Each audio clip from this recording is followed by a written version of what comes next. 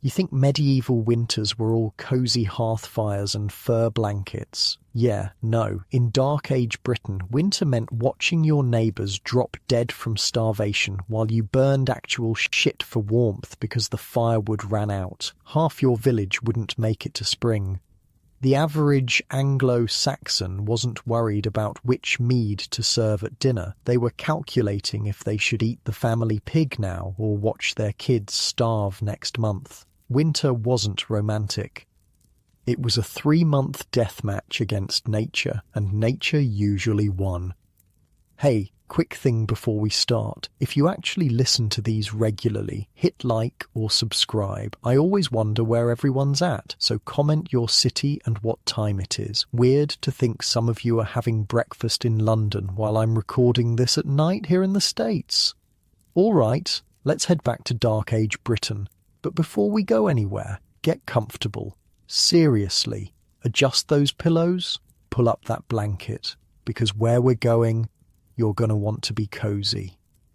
The first thing that hits you is the cold, not the kind of cold where you run from your car to your house. I'm talking about bone-deep, can't-escape, might-kill-you cold. Your eyes crack open in the pre-dawn darkness of a tiny Anglo-Saxon house in the depths of winter, somewhere around 650 AD.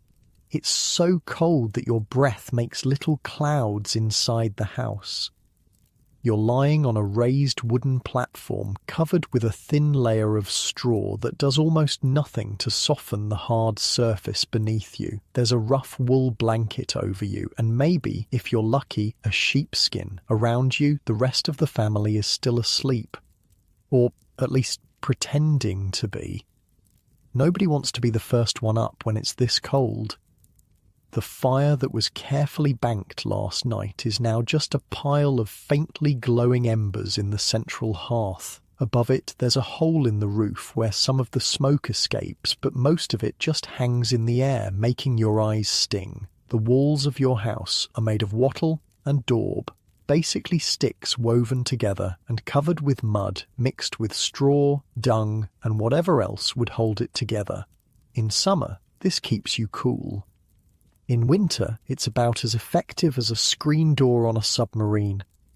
You can already hear the wind outside. It howls like a wounded animal as it tears through the village. There's a gap under the door where you can actually see snow that's drifted inside during the night. You know you need to get up, but your body is screaming at you to stay under that blanket, inadequate as it is. Fuck that, you think. I'm not moving until I absolutely have to. But you do have to, because in Dark Age Britain, winter doesn't care about your comfort. Winter doesn't care if you're tired or cold or hungry. Winter only cares about one thing, testing whether you deserve to live to see spring. So you force yourself to sit up, wincing as the cold air hits you. Unlike your nice warm bed right now, there's no thermostat to crank up, no electric blanket to switch on. There's just you, the cold, and the knowledge that if you don't get that fire going again soon, things are going to get a whole lot worse. The rest of the family starts stirring too. Your wife, your 3 children who survived infancy, unlike the 2 who didn't, and your elderly father whose cough has been getting worse over the past few days. You try not to think about what that cough might mean. Winter illness in the Dark Ages wasn't just inconvenient, it was often a death sentence. "Get the fire going," your wife mumbles, pulling the blanket tighter around herself and the youngest child. Her voice is rough from sleep and from the smoke that fills the house every day. At 30, she already looks 50, her face lined from years of hard work and insufficient nutrition. You swing your legs over the edge of the sleeping platform and your feet touch the packed earth floor. It's like stepping onto ice. You quickly slip on your shoes, simple leather wrappings that cover your feet and ankles tied with leather thongs. They're better than nothing, but not by much. Now, Getting the fire going isn't as simple as striking a match. Matches don't exist yet. Instead, you reach for your fire kit, a small pouch containing a piece of flint, a steel striker, and some char cloth, linen that's been partially burned to create easily ignitable material. Beside the hearth, there's a small pile of kindling that was prepared the night before, another daily ritual of survival. You kneel by the fire pit, shivering as you work. You place the char cloth on the embers, then blow gently. If you're lucky and the embers are still hot enough, the cloth will catch. If not, you'll need to use the flint and steel, striking them together to create sparks that hopefully catch on the char cloth. It's a skill that takes years to perfect, and even then, it can be frustrating as hell. Today, you're lucky. After a few gentle breaths on the embers, the char cloth begins to glow brighter. You carefully add some of the smallest kindling, dried moss and tiny twigs, and continue to blow softly. The kindling catches and tiny flames appear. You feel a surge of relief. This is the first victory of the day, and it's a crucial one. Gradually, you add larger kindling, then small sticks, building the fire slowly and methodically. This isn't just about getting warm, it's about survival. Without fire, you can't cook food, you can't warm water, you can't dry wet clothing, and in the depths of winter, you will absolutely freeze to death within days. As the flames grow, the room begins to lighten, both from the fire itself and from the faint pre-dawn light now seeping through the single small window, just an opening in the wall covered with a piece of stretched animal bladder. It's not glass, that's for churches and the homes of the very wealthy, but it lets in a bit of light while keeping out some of the wind. Your eldest son, all of 9 years old, gets up to help. He's been doing this since he was 5. In Dark Age Britain, childhood is brief. By 6 or 7, kids are expected to contribute to the household's survival. He grabs a small pot and heads for the door. "Be careful," you tell him. "Don't go far." He nods, knowing the drill. He's going to break the ice on the water barrel outside and bring in water for the morning. It's a simple task, but a dangerous one in the bitter cold. Frostbite can set in quickly, and in this era, there's no real treatment for it beyond amputation, if you're lucky enough to survive the infection that would likely follow. While he's gone, your wife finally gets up, wrapping a shawl around her shoulders. She reaches for the food stores, a clay pot containing the remains of yesterday's pottage, a thick stew of whatever vegetables, grains, and occasional meat you have available. She places it near the fire, to warm. Breakfast in Dark Age Britain isn't bacon and eggs. It's whatever you had yesterday, reheated. Food waste isn't a concept that exists when starvation is always just one bad harvest away. Your son returns with the water, his face red from the cold. "It's snowing again," he reports, setting down the pot. His hands are so cold they're white, and he immediately holds them toward the fire. You look out through the door before closing it against the weather. The sky is the deep blue-grey of early morning, and fat snowflakes are indeed falling. Another few inches to add to what's already on the ground. You try to remember how much firewood is left in the storage lean-to attached to the house. 2 weeks' worth? Maybe less if this cold snap continues. "We'll need to collect more wood today," you say, more to yourself than anyone else. It's not a task anyone looks forward to, trudging through snow into the forest, breaking off dead branches. Cutting trees would require permission from the local lord, then dragging them back home. But without it, you die. It's that simple. By now, everyone is up except your father, who's still huddled under his blanket, his cough punctuating the morning sounds. Your 2 middle children, girls of 7 and 5, are helping their mother with the morning meal, their small hands already chapped and red from cold and work. I think we should slaughter the pig today, your wife says quietly, so the children won't hear. The family pig is a valuable asset, but it also requires food to survive the winter. Sometimes the calculation is simple. If feeding the pig through winter will take more food than the pig itself provides, it's time for slaughter. You nod, knowing she's right. After we eat. The morning meal is simple. Reheated pottage served in wooden bowls. It's bland, with only a little salt for flavour. Spices are for the wealthy, and sugar doesn't exist in your world. The hot food helps warm you from the inside, though, and that's what matters. As you eat, you discuss the day's tasks with your wife. Besides collecting wood and slaughtering the pig, there's carding wool to be done, repairs to a section of wall where the daub has cracked, checking on the stored vegetables in the pit outside to make sure they haven't frozen or rotted, and the endless task of simply keeping the fire going. Winter days in Anglo-Saxon England aren't about leisure. They're about working constantly just to maintain the fragile bubble of survival you've created. The conversation is interrupted by your father's coughing, which has become more violent. You exchange a look with your wife. You both know what a cough like that in winter often means. You've seen it before in your youngest brother 2 winters ago, in the neighbour's wife last year. It starts with a cough and ends with a grave dug into the frozen ground, a task almost as difficult as the grief that accompanies it. But there's no time to dwell on what might happen. The day's work won't wait, and the sun, though barely visible through the clouds and the small window, is rising. You finish your food and prepare to face the day.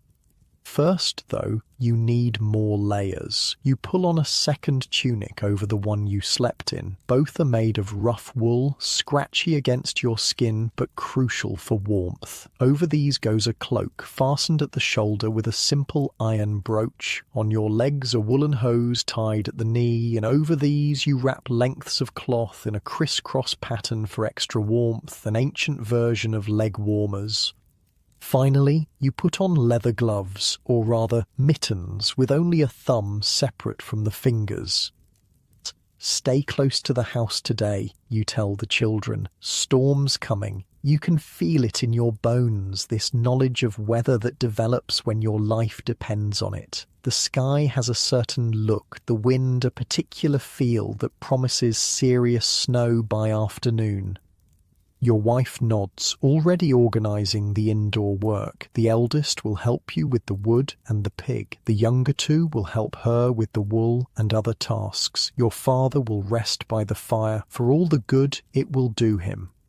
As you open the door to face the day, the blast of cold nearly takes your breath away. It's the kind of cold that makes your lungs ache and your eyes water, the kind that freezes beards and numbs fingers through gloves. Your son follows you out, his face already set in the stoic expression that people in this time develop early, a face that acknowledges hardship as the default state of existence.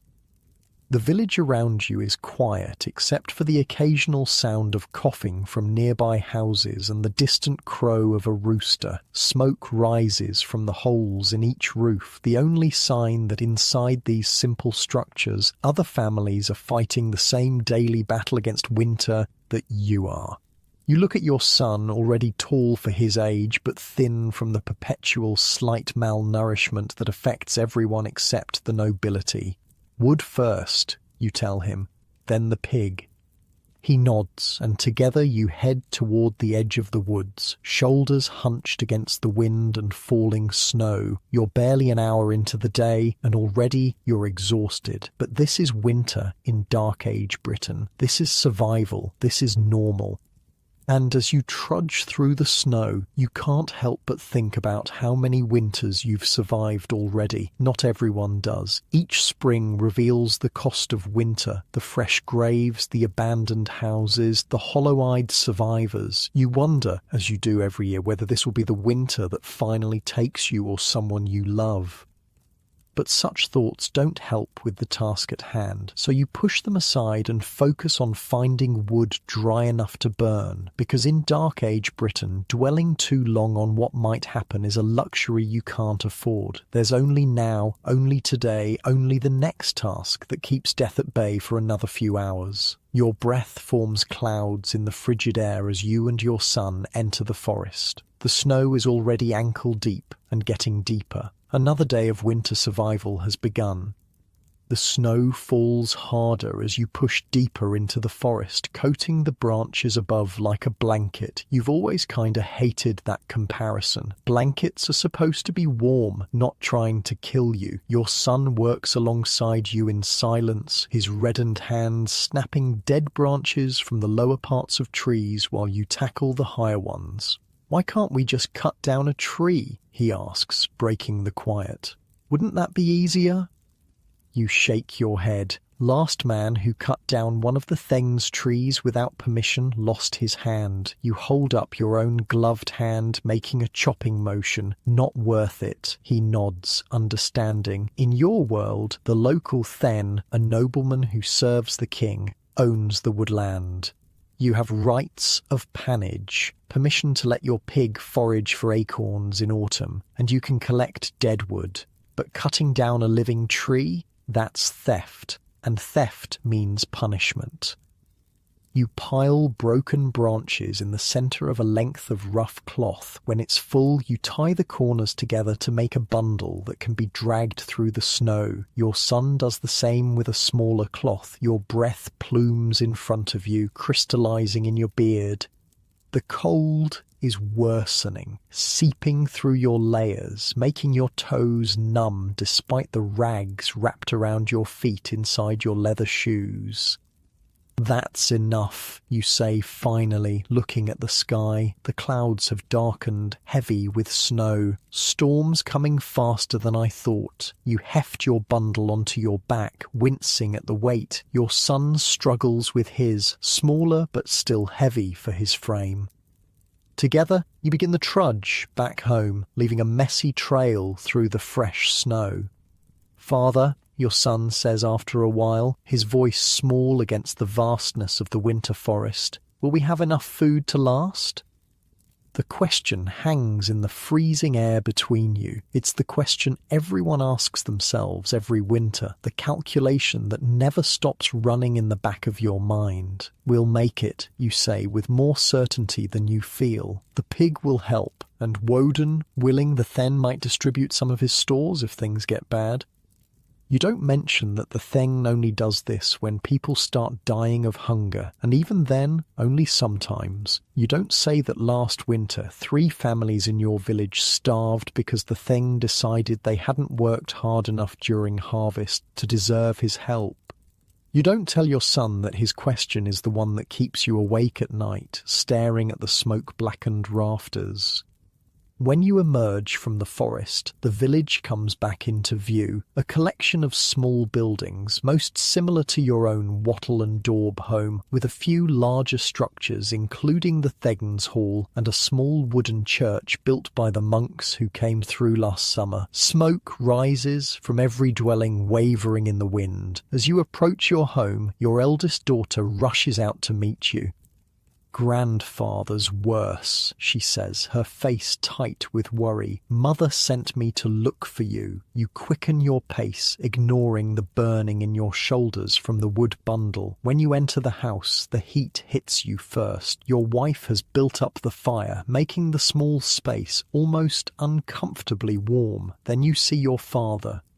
He's lying close to the hearth, wrapped in blankets, but he's shivering violently. His cough has a wet sound to it now, and his breathing comes in wheezes. Your wife kneels beside him, pressing a cloth soaked in something to his forehead. "Feverfew and willow bark," she says, seeing your questioning look. "It's all we have." You nod, dropping the wood bundle near the door. Herbs are the only medicine available to most people. Sometimes they help, often they don't. Your wife is known in the village for her knowledge of healing plants, knowledge passed down from her mother and grandmother. It saved lives before. including your youngest daughter's when she had a fever 2 summers ago. But winter illnesses are different, more deadly. With bodies already weakened by cold and less than adequate nutrition, a simple cough can become a death sentence in days. The pig, your wife says quietly. We need to do it now, while there's still light. We'll need the strength from the meat. Your father coughs again, a racking sound that seems to come from deep in his chest. Go, he manages to say between coughs. Don't waste daylight on me. You squeeze his shoulder, already feeling bonier than it did last month, and turn to your son. Let's go. To your wife. Keep him warm. We'll be quick. Outside, the snow continues to fall, already covering your tracks from earlier. You and your son head to the small lean-to shelter attached to the house, where the family pig lives alongside 2 goats and a few chickens. The animals stir as you enter. The smell hits you immediately, a pungent mix of animal waste, hay, and the earthy scent of the creatures themselves. But it's noticeably warmer in here than outside, the body heat of the animals creating a pocket of relative comfort. The pig, a bristly creature with patchy black and pink skin, grunts at your approach. It's not a massive animal by modern standards, maybe 120 pounds at most, but it represents a significant amount of food. You've been fattening it since spring on scraps, foraged acorns, and whatever else it could eat. Turn around if you want, you tell your son. Some children get upset at this part. He shakes his head. I'll help. You nod, respecting his choice. This is part of growing up in your world, understanding where food comes from, participating in every aspect of survival. You reach for the rope hanging on the wall, fashioning a quick snare. The pig, used to human contact, doesn't resist much as you loop it around its snout. Then, with practiced movements, you pull its head back, exposing the throat. Your son holds the body steady.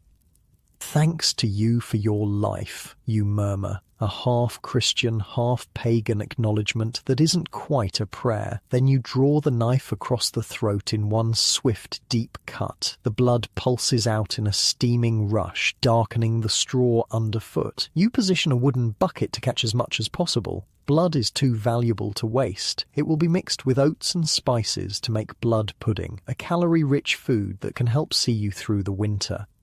The pig thrashes briefly, then goes still. Its eyes glaze over as the last of its life drains away. You and your son work in silence for a few moments, ensuring all usable blood is collected. Now the hard part, you say, wiping your knife on a rag. Butchering a pig is neither quick nor easy, especially in the cold, but every part must be used, and used quickly before it can spoil. You hoist the carcass, hanging it from a beam in the lean-to. Your son helps as you begin the process of gutting and skinning.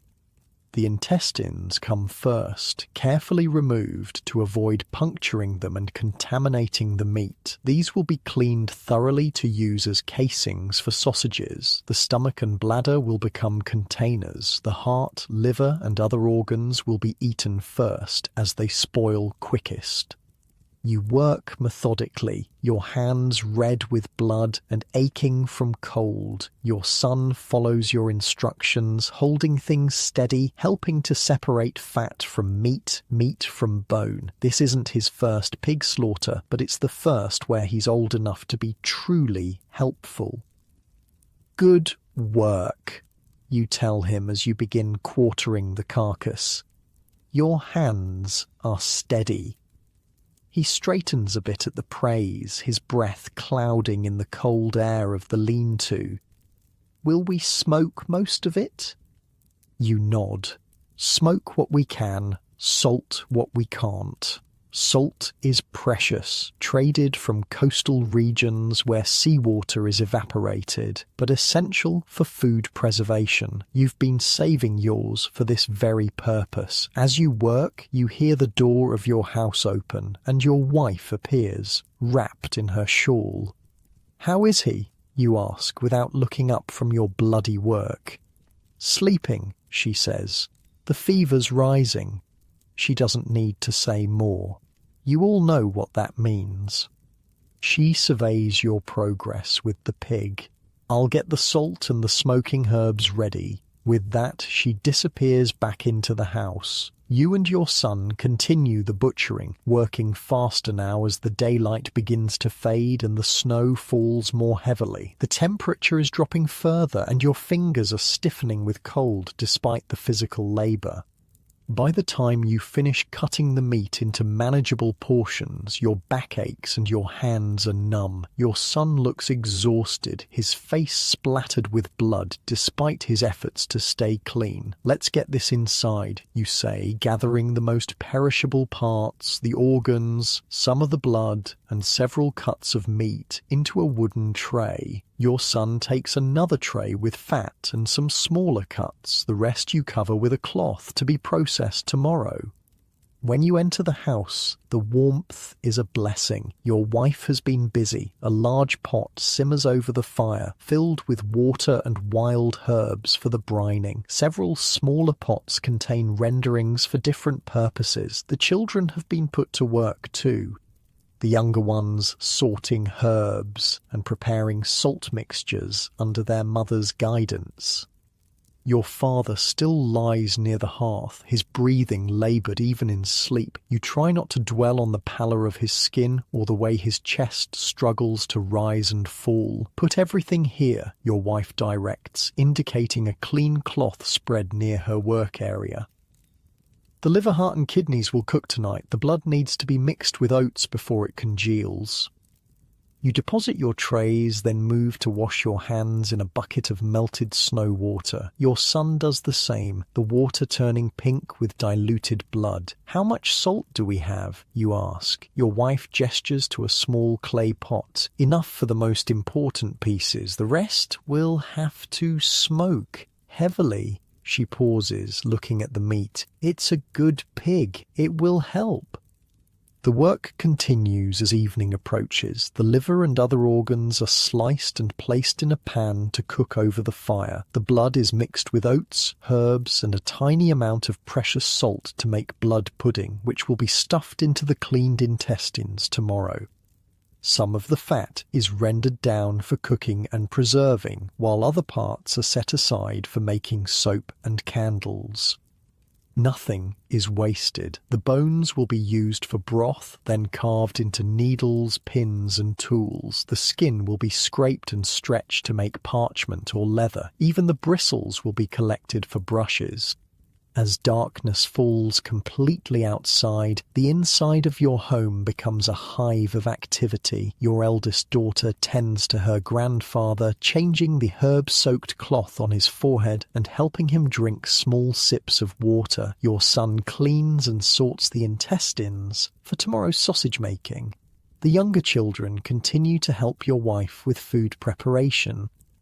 The smell of cooking liver fills the small space, making your stomach growl. Despite the circumstances, your father's illness, the harsh winter, the constant worry about food, there's a certain satisfaction in days like this. The pig represents security, at least for a while.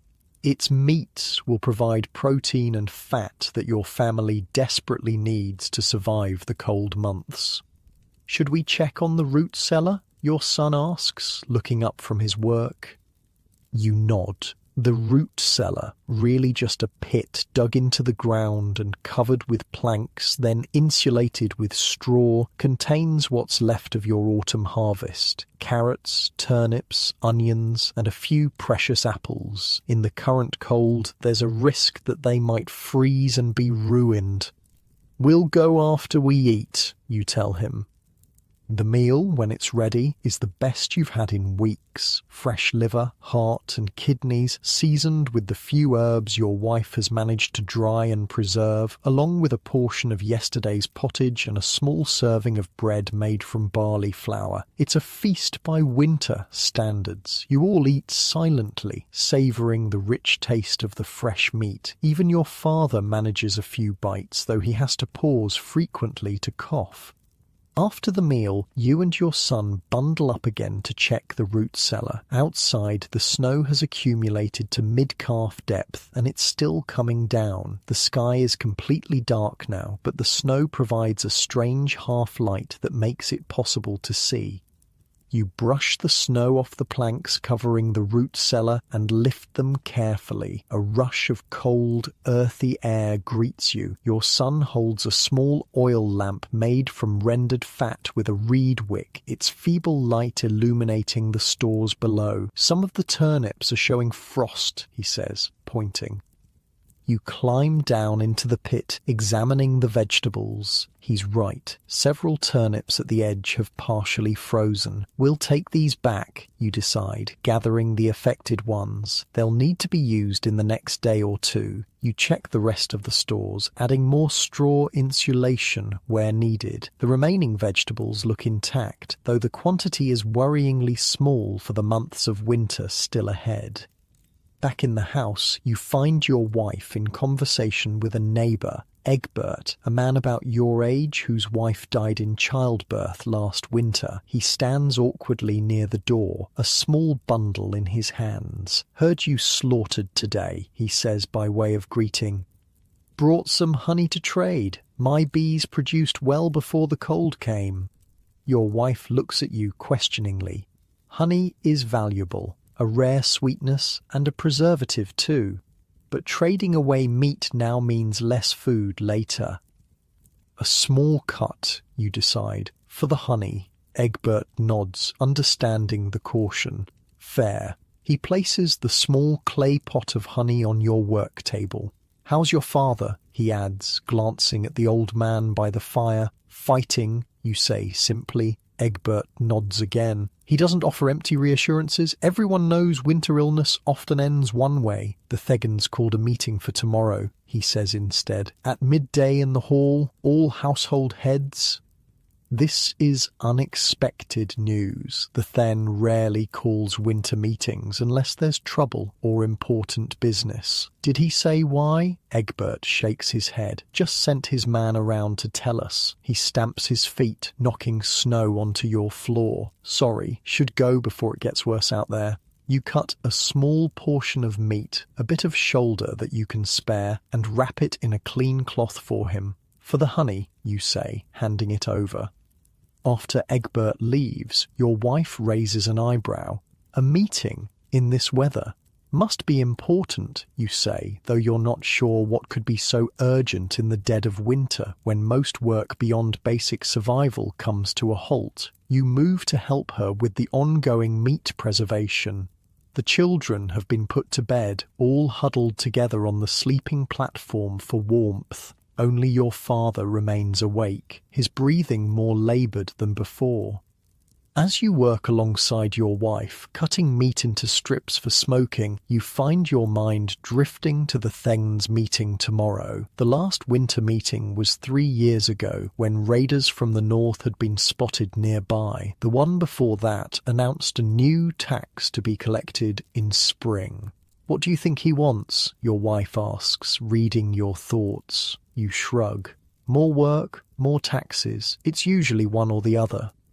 She sighs, her hands never stopping their rhythmic cutting. "We've given enough already." You can't argue with that. Between the regular food renders to the Thegn, the labour on his lands, and the occasional special taxes, the common folk always seem to be giving more than they can spare.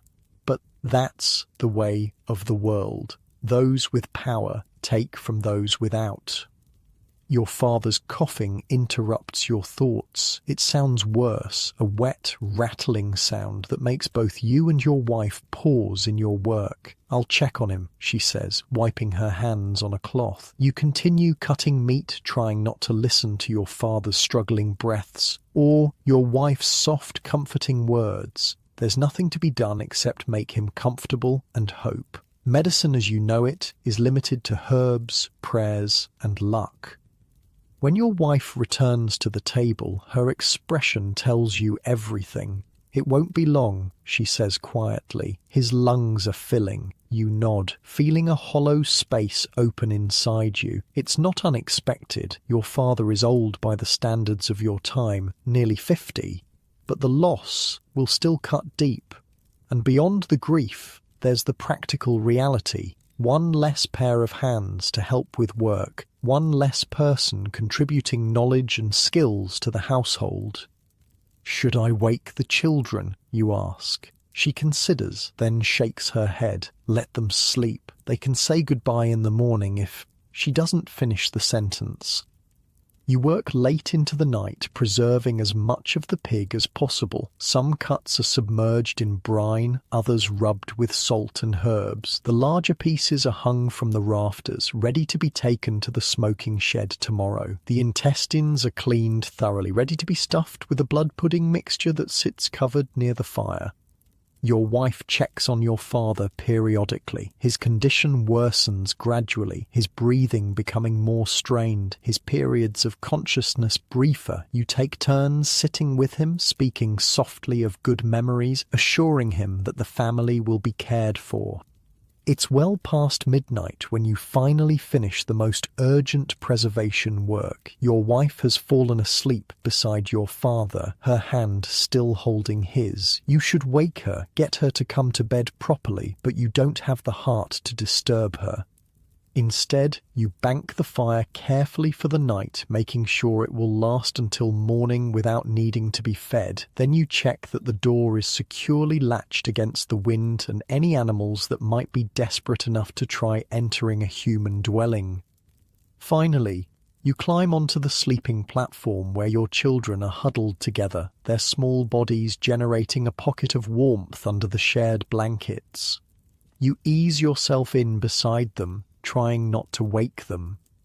As you lie there, listening to the wind howl outside and the laboured breathing of your father across the room, you find yourself doing the mental calculations again. How much food is left? How long until spring? Will the then demand part of your newly slaughtered pig as tax? Will your father's illness spread to the children? It's the same worry that gnaws at every parent, every provider, in every home across the village on this winter night. The constant underlying fear that despite all your hard work, all your careful planning, it might not be enough. But for now at least, your family is fed. The fire still burns. The storm rages outside, but you are, for this moment, sheltered from its fury. And sometimes, in Dark Age Britain, that's the best you can hope for. To survive one more day, to push death back just a little further. Tomorrow will bring its own challenges. The Thegans meeting, more preservation work, caring for your father if he makes it through the night. But that's tomorrow. For now, you close your eyes, letting the exhaustion of the day pull you towards sleep. As consciousness fades, your last thought is of the pig, the security its meat represents, the weeks of survival it has brought your family. In your world, that's something close to wealth, something close to peace. Morning comes too soon, as it always does in winter. One moment you're asleep, the next your son is shaking your shoulder gently. "Father," he whispers. "Grandfather is gone." You're instantly awake, the familiar weight of grief settling on your chest before you even fully process the words. You slide carefully from the sleeping platform, trying not to wake the younger children. The room is cold. The fire has burned low overnight. Your wife kneels beside your father's body. She's already closed his eyes and positioned his hands across his chest. His face looks peaceful, the pain of his final days erased. "Just before dawn," she says softly as you kneel beside her. "He didn't suffer at the end." You nod, unable to speak for a moment. Your father taught you everything, how to hunt, how to farm, how to survive. Now he's gone, another victim of winter's merciless grip. We'll need to prepare him today, your wife says, practical even in grief. Before the Thegns meeting, death waits for no one in winter. Bodies must be dealt with quickly before they begin to decay, and the frozen ground makes burial challenging. It's a grim task, but a necessary one. I'll get water, your son says, already reaching for the pot.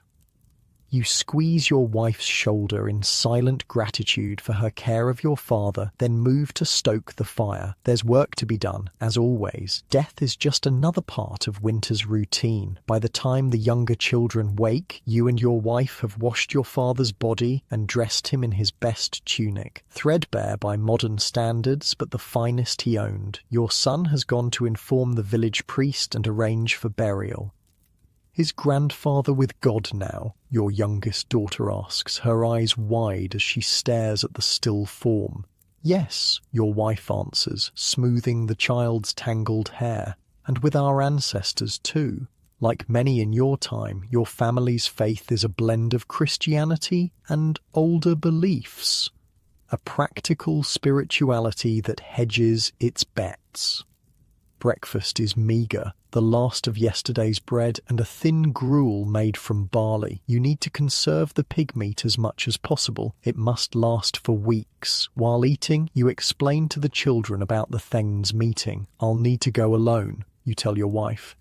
You should stay with... You glance at your father's body. She nods. We'll continue with the preservation work and prepare him for burial. Can I come with you? Your eldest son asks. To the meeting? You consider this. Boys his age aren't usually included in such gatherings, but he's nearly a man, and learning how to navigate the social hierarchies of your world is an important skill. Yes, you decide. It's time you saw how these things work. The morning passes in a blur of tasks. You finish preserving more of the pig meat, hanging strips in the smoking shed, a small structure shared by several families where a carefully tended fire burns continuously, the smoke curing meat hung from the rafters. Your wife and daughters stuff intestines with the blood mixture to make black pudding, then hang these to smoke as well. Your son returns with news from the priest. He says we can bury grandfather tomorrow, near the church. This is a mark of respect. Burial in consecrated ground costs extra, usually paid in food or labour. How did you manage that, you ask, knowing your family has little to spare? Your son looks proud. I promised to help repair the church roof in spring. You nod, impressed by his initiative. He's learning the essential skill of negotiation and trade, the complex web of favours and obligations that helps everyone survive. As midday approaches, you and your son prepare to head to the Thegns Hall. You both don your cleanest tunics, still stained and worn but the best you have, and wrap your cloaks tightly against the cold. Be careful, your wife says as you leave. Don't volunteer for anything. It's good advice. In your experience, the Thegns' requests for assistance usually mean more work for already exhausted villagers. The snow has stopped, but the sky remains heavy and grey, promising more to come. The village is quiet as you make your way toward the Thegns Hall, a long wooden building at the centre of the settlement. Unlike your small house, it's built of thick timber planks rather than wattle and daub, with intricate carvings around the doors and along the roof beams. Other men trudge through the snow toward the same destination, household heads from across the village, all looking equally tired and wary. There's Egbert from last night, and old Wulfric, whose joints pain him so badly in winter that he walks with a stick.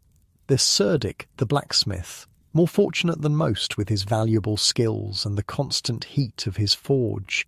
Each man nods in greeting, but conversation is minimal.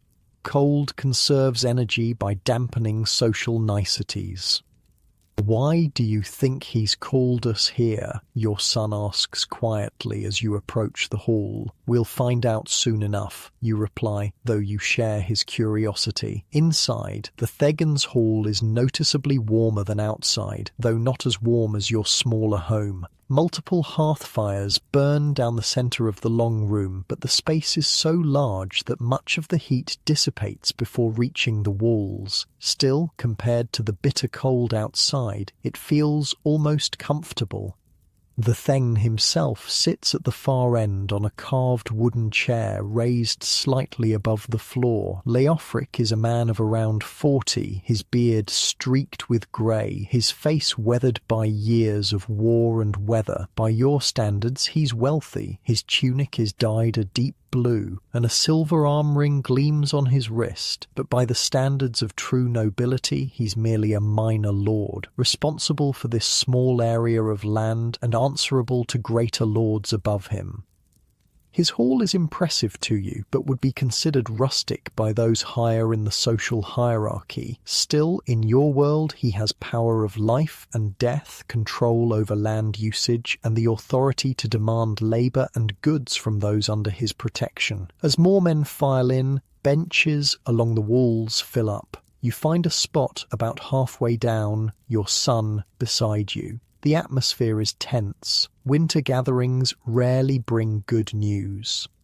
When all are present, the Thegn stands. The room falls silent immediately. "Men of Wolfhampton," he begins, using the old name for your settlement. "I've called you here because word has come from the king's messenger." He pauses, letting the significance sink in. Contact with the wider world is rare in winter. "Danes have been sighted along the coast," he continues, his voice grave. "3 ships moving south."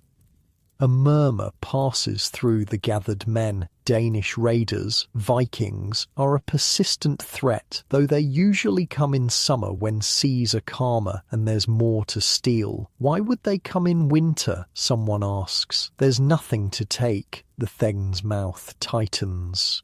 "They're not looking to raid and leave. The messenger believes they seek land to settle. They've already burned 2 small settlements north of here."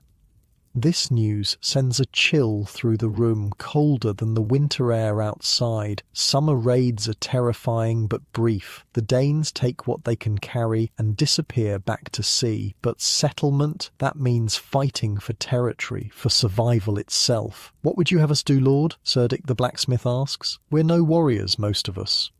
The Thegn surveys the room, his eyes hard. "We prepare. The King's Fyrd may not come this far west. They'll protect the larger towns first. We may need to defend ourselves. The Fyrd is the King's army, made up largely of free men called to service in times of war. But in the depths of winter, with snow blocking roads and freezing men in their tracks, help might be weeks away, if it comes at all. Starting tomorrow," the Thegn continues, "all able men will spend part of each day strengthening our defences. We'll dig ditches where the snow allows, sharpen stakes, repair the old wall around the village core." A groan ripples through the assembly. It's not resistance. No one wants to be defenceless against Danish axes, but the prospect of additional labour when everyone is already struggling just to survive the winter is daunting. "My lord," old Wulfric speaks up, his voice quavering, "many of us can barely gather enough wood to keep our families from freezing. How can we? Would you prefer to keep warm while the Danes burn your house around you?" The Thegn cuts him off sharply. "They won't wait for spring, and neither can we." No one argues further. The threat is real, and despite the hardship, defence must take priority. "Each household will send 1 man each day starting tomorrow," the Thegn decrees. "We'll work in shifts. Cerdic," he turns to the blacksmith, "you'll repair what weapons we have and forge more as materials allow." The blacksmith nods grimly. "Iron is scarce, but he'll do what he can." The rest of you take inventory of anything that could serve as a weapon. Hunting spears, wood-cutting axes, knives. Those with bows, check your strings and arrows. You glance at your son, seeing both fear and excitement in his young face. Like most boys his age, he's heard heroic tales of battle against the Danes. The reality, would be far less glorious. One more thing, the Thegn adds. Ration your food stores even more carefully. If we must defend the village, we'll need strength. And if the worst happens and we must flee, he doesn't finish the thought. No one wants to contemplate abandoning homes and fields, becoming refugees in the dead of winter. Questions? The Thegn asks, though his tone suggests he's not particularly interested in hearing any. One man near the front raises his hand hesitantly. My lord, my wife gave birth just 3 days ago. She needs me to find another in your household to take your place, the Thegn interrupts, or work at night while she sleeps. Everyone contributes. His eyes scan the room. Anyone else? The silence is answer enough. Go then.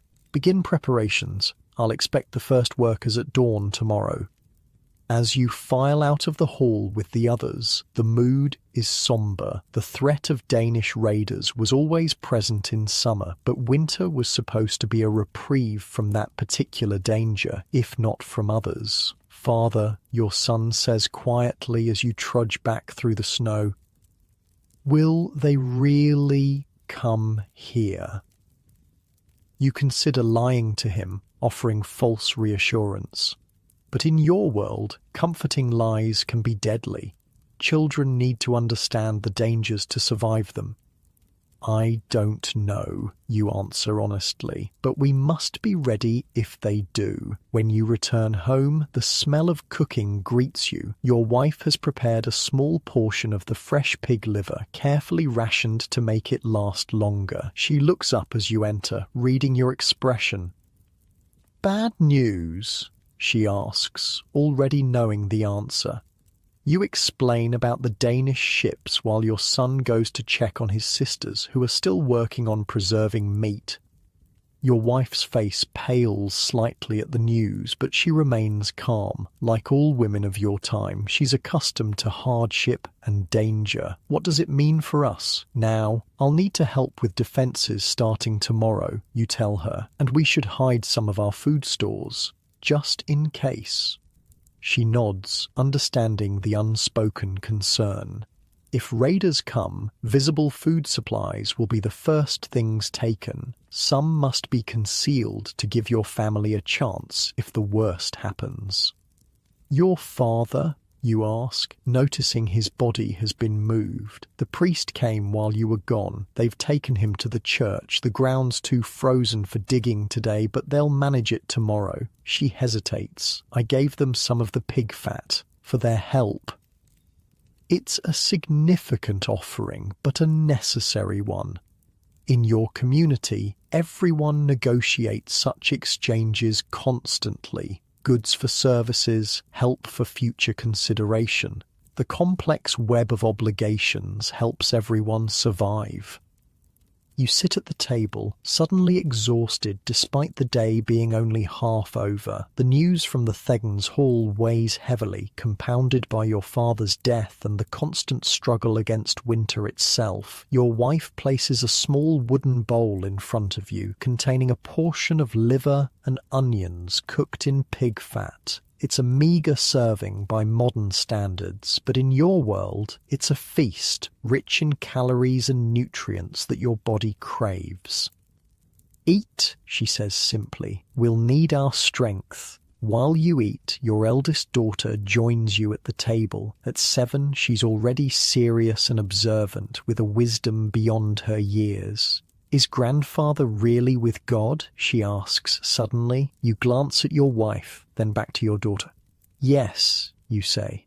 And with our ancestors too, in the halls beyond. But the priest says the old gods aren't real, she persists, her brow furrowed. He says there's only the Christ God. This is a common tension in your time, the newer Christian faith pushing against older pagan beliefs that still hold strong in many hearts. Most families, like yours, practice a practical blend of both, hedging their spiritual bets. The priest believes what he believes, your wife says carefully, and we honor that, but our family has known the old ways for generations. There is wisdom in both paths. Your daughter seems satisfied with this answer, at least for now. In truth, most people in your village maintain similar spiritual flexibility, attending Christian services while still observing the old festivals and customs. The distant bishops might disapprove, but here in the borderlands, pragmatism trumps doctrinal purity. After eating, you check on the meat preservation process. Your children have done well in your absence. The black puddings are smoking nicely, more meat has been salted, and fat has been rendered for storage. It's skilled work that even the youngest can contribute to, each according to their ability. "Will we need to fight the Danes, father?" your eldest daughter asks as she carefully turns strips of meat hanging from the rafters. "Let's hope not," you tell her, "but we prepare as if we will." The rest of the day passes in continued work. Despite your father's death, despite the threat on the horizon, the immediate tasks of survival can't be postponed. Winter allows no mourning period, no time for fear or hesitation. You reinforce the livestock shelter, packing extra straw against the walls to keep in warmth. The remaining animals, 2 goats and a few chickens, represent a significant portion of your family's wealth and future food supply. Losing them to cold would be devastating. Your son helps you check your meager weapons, a wood-cutting axe, a hunting spear with a fire-hardened wooden tip, and the knife you use for everything from butchering to woodworking. None would stand against a Danish warrior's steel, but they're better than bare hands. Your wife and daughters continue food preservation, working methodically to ensure nothing is wasted. The oldest goes to the stream to break ice for fresh water, carrying the heavy bucket back with arms that have grown strong through necessity. As afternoon wears on, neighbours begin to stop by, ostensibly to offer condolences for your father, but really to exchange information about the Danish threat. Each visitor brings a small token, a handful of dried herbs, a few turnips, a length of twine, and leaves with news and perhaps a tiny portion of fresh meat. These exchanges strengthen community bonds that might mean the difference between life and death in the weeks ahead. "Heard the Thegins sending men to watch the old Roman road," Egbert says, as he presents a small jar of honey, a generous gift that speaks to his concern for your family after your father's passing. "In case they come by land rather than river." You nod, accepting both the information and the honey with equal gratitude. Makes sense. Snow might slow them, but not stop them if they're determined. Throughout these conversations, you notice your son listening intently, absorbing the adult concerns that will soon enough be his responsibility too. Childhood in your world is brief. By 12 or 13, he'll be expected to shoulder a man's burdens fully. As evening approaches, you help your wife prepare the main meal of the day, a pottage of barley, turnips, and small pieces of precious salt pork seasoned with the few dried herbs that remain from summer. The pot simmers over the fire, filling the small house with a savoury aroma that makes stomachs growl in anticipation. While it cooks, you gather the family to discuss plans for tomorrow. "I'll go to help with the defences after your grandfather's burial," you tell them. "The rest of you will need to continue the preservation work and tend to the animals. I can check the fish traps at the stream," your son offers. In winter, fish move slowly in the cold water, sometimes making them easier to catch in woven basket traps, if you can break through the ice to place them. Your wife nods approval. "The girls and I will finish the sausages and check the smoking shed." Even the youngest children have assigned tasks, gathering kindling near the house, feeding the chickens, carding wool for future spinning. In your world, idle hands are a luxury no one can afford, especially in winter. The meal, when it's ready, is eaten in near silence, each person focused on the rare satisfaction of a full stomach. You're careful to keep portions reasonable. The food must last. But today, with the fresh pig meat, you can afford to be a little more generous than usual. After eating, as darkness falls completely outside, your family gathers close to the fire. This is the only true leisure time in your day, a brief period when the immediate tasks of survival are done and sleep has not yet claimed you. "Tell us a story, Father," your youngest asks, her eyes already heavy with coming sleep.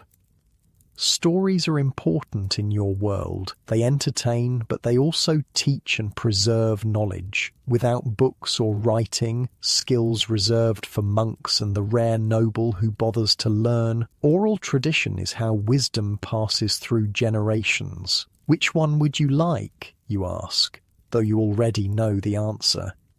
"The one about King Alfred and the cakes," she says predictably. It's her favourite, the tale of a king who, fleeing Danish invaders, a detail that feels uncomfortably relevant now, took shelter with a peasant woman who, not recognising him, set him to watch her baking. Distracted by his troubles, the king let the cakes burn and was scolded soundly by the woman when she returned.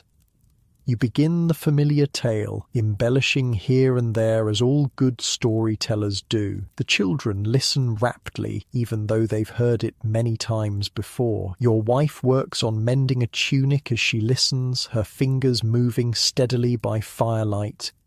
The story, with its lesson about how even kings must pay attention to small duties, resonates in your world where negligence of any kind can have fatal consequences. It also offers hope. Alfred eventually rallied his forces and drove back the Danes, preserving his kingdom. Perhaps your village might be similarly fortunate. As you finish the tale, you notice your youngest has fallen asleep against her mother's side, her face peaceful in the firelight. The others are fighting yawns, their bodies demanding rest after the day's exertions. "Time for sleep," your wife says, gathering the sleeping child in her arms. Tomorrow comes early. The family moves to the sleeping platform, arranging themselves as they do every night, children in the middle for warmth, parents on the outside as both protection and first defense against the cold. Extra blankets and furs are pulled up, bodies press close together, and breath begins to slow. Before banking the fire for the night, you take a moment to look around the small house, at the meat hanging from rafters, the preserved food in clay pots, the few precious tools and possessions accumulated over a lifetime. It's humble by any standard, but it represents security, the thin margin between survival and disaster. Tomorrow brings your father's burial, work on village defences, and the continued daily battle against winter itself, and somewhere beyond the horizon, Danish ships might be approaching, carrying men with steel and hunger for land. But for now, in this moment, your family is fed and warm. The fire still burns, and sometimes in Dark Age Britain, that's victory enough for one day. You carefully bank the fire, preserving embers for morning, then join your family on the sleeping platform. As you settle in, your son shifts slightly to make room. "Father," he whispers, "do you think we'll survive if the Danes come?" In the darkness, you consider your answer carefully. "We've survived everything else," you tell him finally. "Winter, hunger, sickness. We'll survive this too, God and ancestors willing." Whether you believe these words fully or not doesn't matter. In Dark Age Britain, hope itself is a survival tool as essential as fire and food. You've learned to cultivate it carefully, like a precious crop that must not fail. Your son seems satisfied with this answer. His breathing soon deepens into sleep, joining the gentle rhythm of the rest of the family. You lie awake a while longer, listening to the wind outside, planning tomorrow's tasks, calculating food stores and defense strategies. Eventually, exhaustion claims you too, pulling you down into darkness where, for a few hours at least, the constant struggle for survival can be forgotten. Tomorrow will bring its challenges, but tomorrow is not yet here. Dawn brings a rare, clear sky, the rising sun painting the snow-covered village in hues of pink and gold. The beauty is striking against the harsh reality of your life, a moment of colour in a world that's mostly grey and white during winter. Your family rises in silence, the normal morning chatter subdued by the day's first task, your father's burial. Death in winter is common enough that there's an established routine. The graves are dug as deep as possible in the frozen ground, which isn't very deep at all. Bodies are interred quickly, with minimal ceremony. The grieving happens in stolen moments between the continuing work of survival. "Will we need to bring anything?" your eldest daughter asks as she helps prepare the morning meal. Thin gruel again, with a small piece of bread for each person. "Just ourselves," your wife answers. "The priest will handle the rest." Breakfast is eaten hurriedly. You all dress in your cleanest clothes, still patched and worn, but the best you have. Your family walks together through the village toward the small wooden church, its cross standing stark against the morning sky. Several neighbours join you along the way, falling in beside your family without saying much. Words of condolence are few. Everyone understands that death in winter is simply part of the natural order, but their presence is support enough, a reminder that in this harsh world, community is essential for survival. The priest, Father Ethelred, a thin man with work-roughened hands that belie his scholarly calling, waits at the churchyard. Behind him you can see your father's body, wrapped now in a simple shroud, lying beside a shallow hole in the ground. The grave isn't deep, the priest says, apologetically. The ground fights us. You nod, understanding. It's not disrespect, but practicality. In frozen earth, every inch of depth requires exhausting labour with picks and iron bars to break the soil. The service is brief, a few Latin prayers that most of the gathered villagers don't understand, followed by simpler words in your own tongue about resurrection and eternal life. Your son, standing tall beside you, whispers his own prayer in the old language, words to guide his grandfather's soul to the halls of your ancestors. You don't correct him. The Christ God may rule the heavens now, but the old ways still have power, especially in matters of death. When it's time, you and your son step forward to lower your father's body into the grave. The shroud-wrapped form is lighter than you expected. Winter illness had taken much of him before death claimed the rest. You arrange him carefully, then step back as men begin to shovel the frozen soil over him. The sound of earth hitting the shroud is sharp in the cold air. Your youngest daughter begins to cry quietly, and your wife pulls her close. Your eldest stands straight and solemn, already learning the stoicism that winter demands. As the grave is filled, people begin to drift away, back to their homes, their work, their own struggles for survival. There's no feast of remembrance, no extended mourning period. Winter allows no such luxuries. The priest approaches your family as the last of the earth is tamped down. "May God keep his soul," he says simply. Then, more practically, "Will you join the defense work today?" You nod. "As soon as we're done here." Good. The Theng has men gathering at the north edge. They say that's the most likely approach if they come by land. His expression is grim. Like everyone else, he understands what Danish raiders would mean for the village. After a final moment at the grave, you turn to your family. I'll go to the defense work now, you tell them. The rest of you should continue with the meat preservation and check the traps. Your wife nods. We'll manage. To your son, check the fish traps first. If the stream isn't completely frozen, we might have something. You leave them at the edge of the churchyard, watching as they head back toward home while you turn north. The village is already stirring with activity, smoke rising from houses, people moving with purpose despite the cold. Everyone has heard about the Danish threat by now, and the normal winter lethargy has been replaced by nervous energy.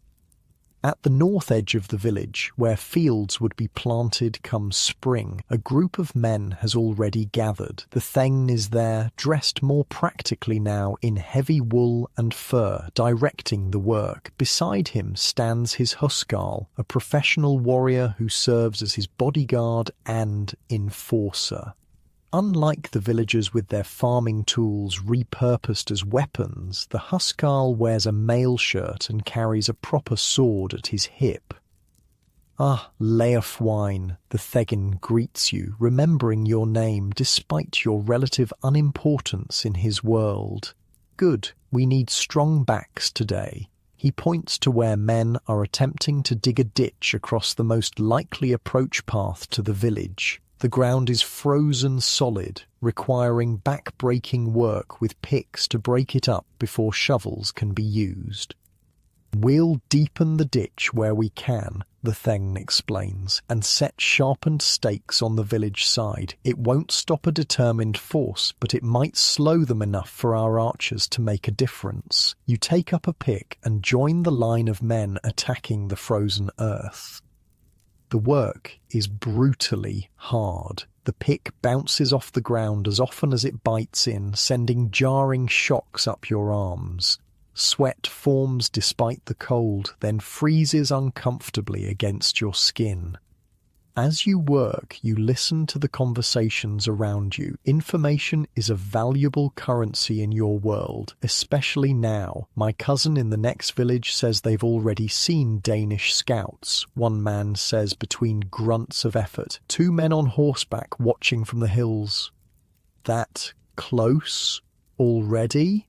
Another responds, pausing to wipe sweat from his brow. I heard they landed 3 days' journey north. Danes move fast, even in winter. A third man joins in, especially if they're hungry. You keep swinging your pick, saying little. Rumours and speculation won't dig this ditch or protect your family. Only work will do that. After an hour, the thegn calls for a brief rest.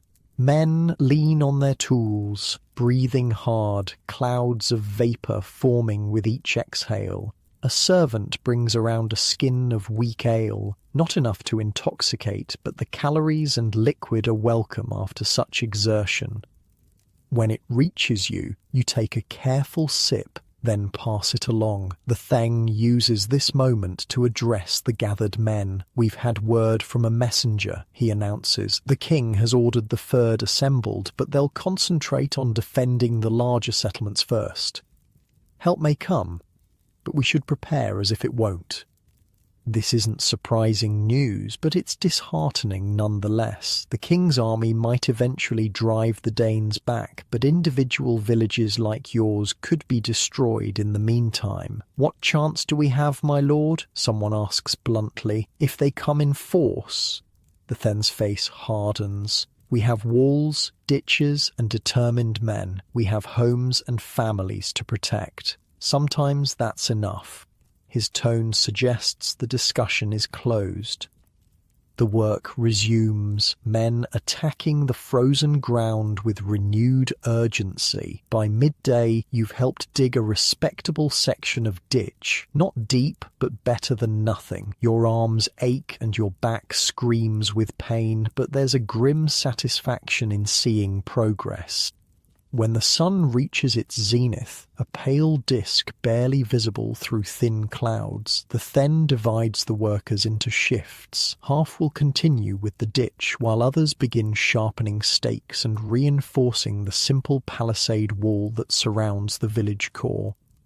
You're assigned to stake making, which is somewhat easier on your already exhausted body. Using a small hand axe, you shape one end of branches and small logs into points, creating simple but effective spikes that will be set into the ditch facing outward. As you work, your thoughts drift to your family. Is your son having any luck with the fish traps? Are the younger children staying warm enough? Is your wife managing the many tasks that would normally be shared between you? Winter survival is difficult enough without the added burden of defense preparations and grief. Around mid-afternoon, you see a familiar figure approaching, your son carrying something wrapped in cloth. Your heart lifts at the sight of him, then tenses with concern. He shouldn't be here unless something's wrong. He reaches you, slightly out of breath from hurrying through the snow. "Father," he greets you, then nods respectfully to the thane nearby. "Mother sent food." He unwraps the cloth to reveal a small portion of bread and salted pork, a generous offering given your limited supplies. You accept it gratefully, breaking off half to share with your son. "The traps?" you ask between bites. His face brightens. "2 fish, not big but fresh." This is excellent news. Fresh protein in winter is a precious resource, especially with your food stores already stretched thin. You feel a surge of pride in your son's growing competence. "And home? Everyone well?" He nods. "The smoking is almost done. Mother says the meat should last well into spring if we're careful." He hesitates, then adds more quietly, "There's a man in the village asking questions. A stranger." Your chewing slows. What kind of man? What questions? "He came on horseback, wearing a cloak with fur trim. In your world, such finery indicates wealth or status. He asked about our defences, how many fighting men we have. Said he was from the king." You exchange a glance with the man working beside you, who has overheard.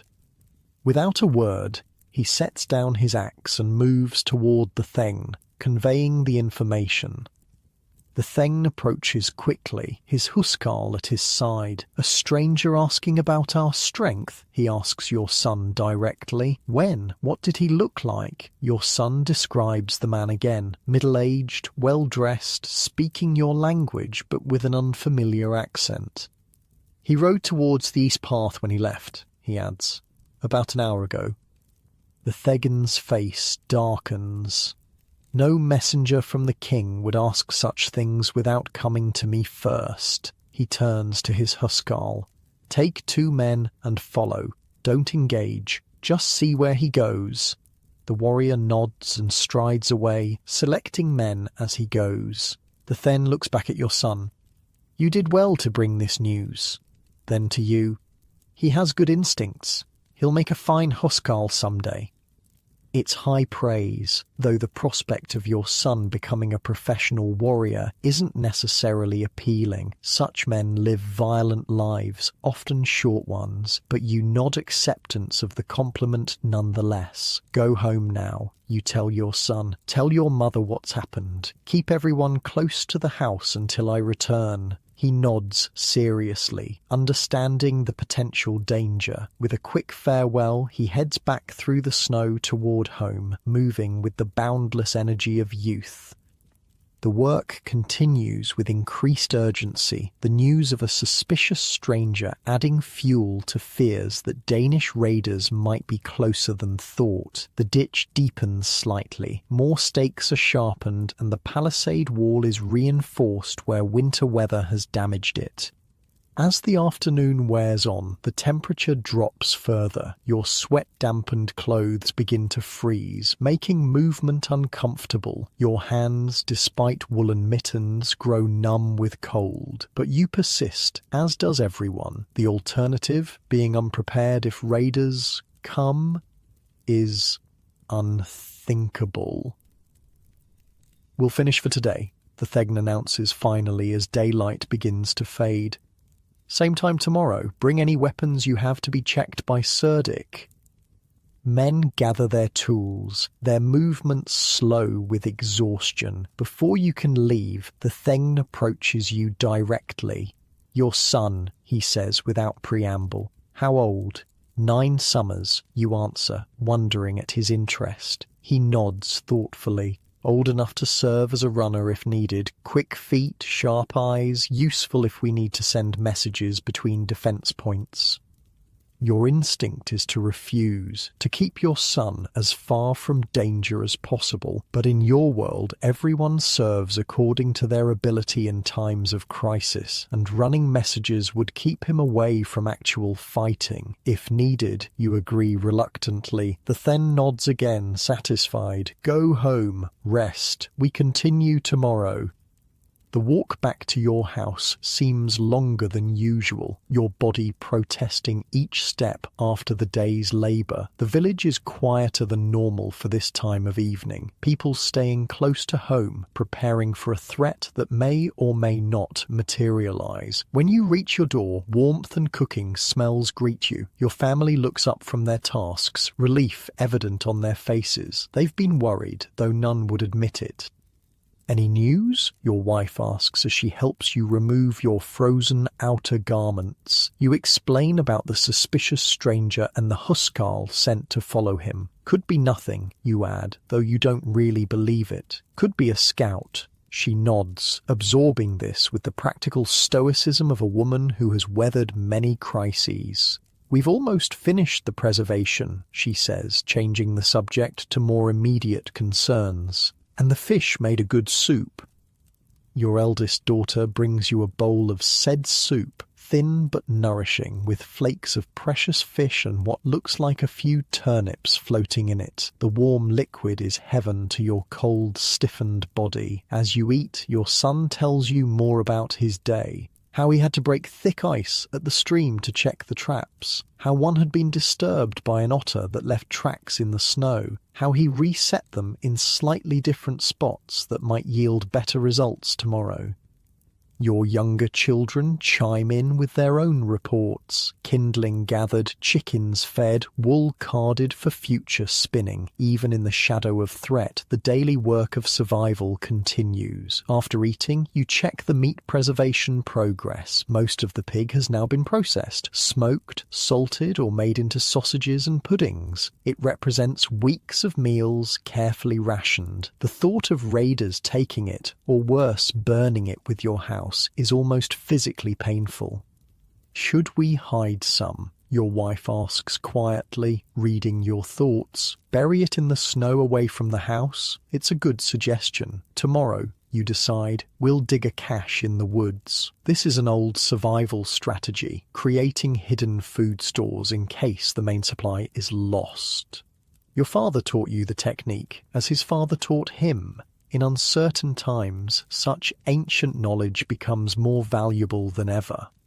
Your family settles into evening activities, mending clothes, carving a replacement handle for a broken tool, twisting plant fibers into cord for 100 useful purposes. Your wife begins spinning wool using a simple drop spindle, the repetitive motion almost hypnotic in the firelight. Your youngest child approaches you hesitantly. Father, will the bad men come and burn our house? The question hangs in the air, giving voice to the fear everyone feels but has avoided mentioning directly. You pull her onto your lap, feeling how small she still is, how vulnerable. We're preparing to keep them away, you answer carefully. The thegn and all the men of the village are working to protect our homes. But if they come,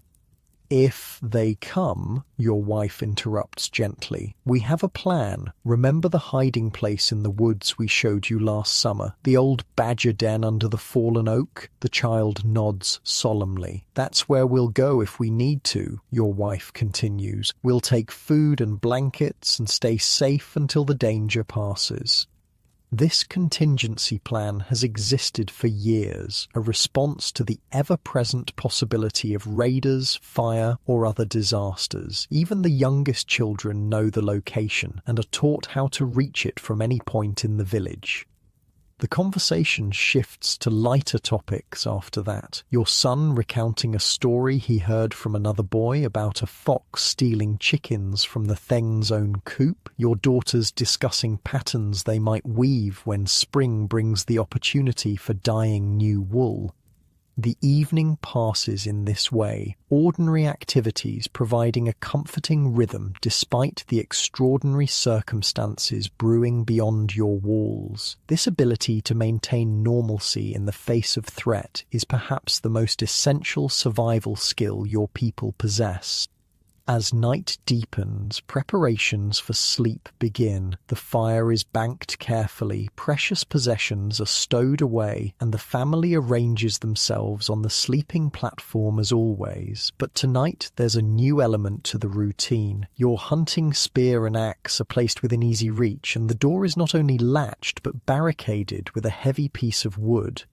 Sleep comes fitfully, your mind cycling through worries and plans, the suspicious stranger, the inadequate defenses, your family's safety, the countless tasks still needed for basic survival, all compete for attention in the darkness. Sometime in the deepest part of night you're awakened by a sound, a distant horn blast quickly cut short. You sit up, instantly alert, listening intently. Beside you, your wife is also awake, her body tense. "What was it?" she whispers.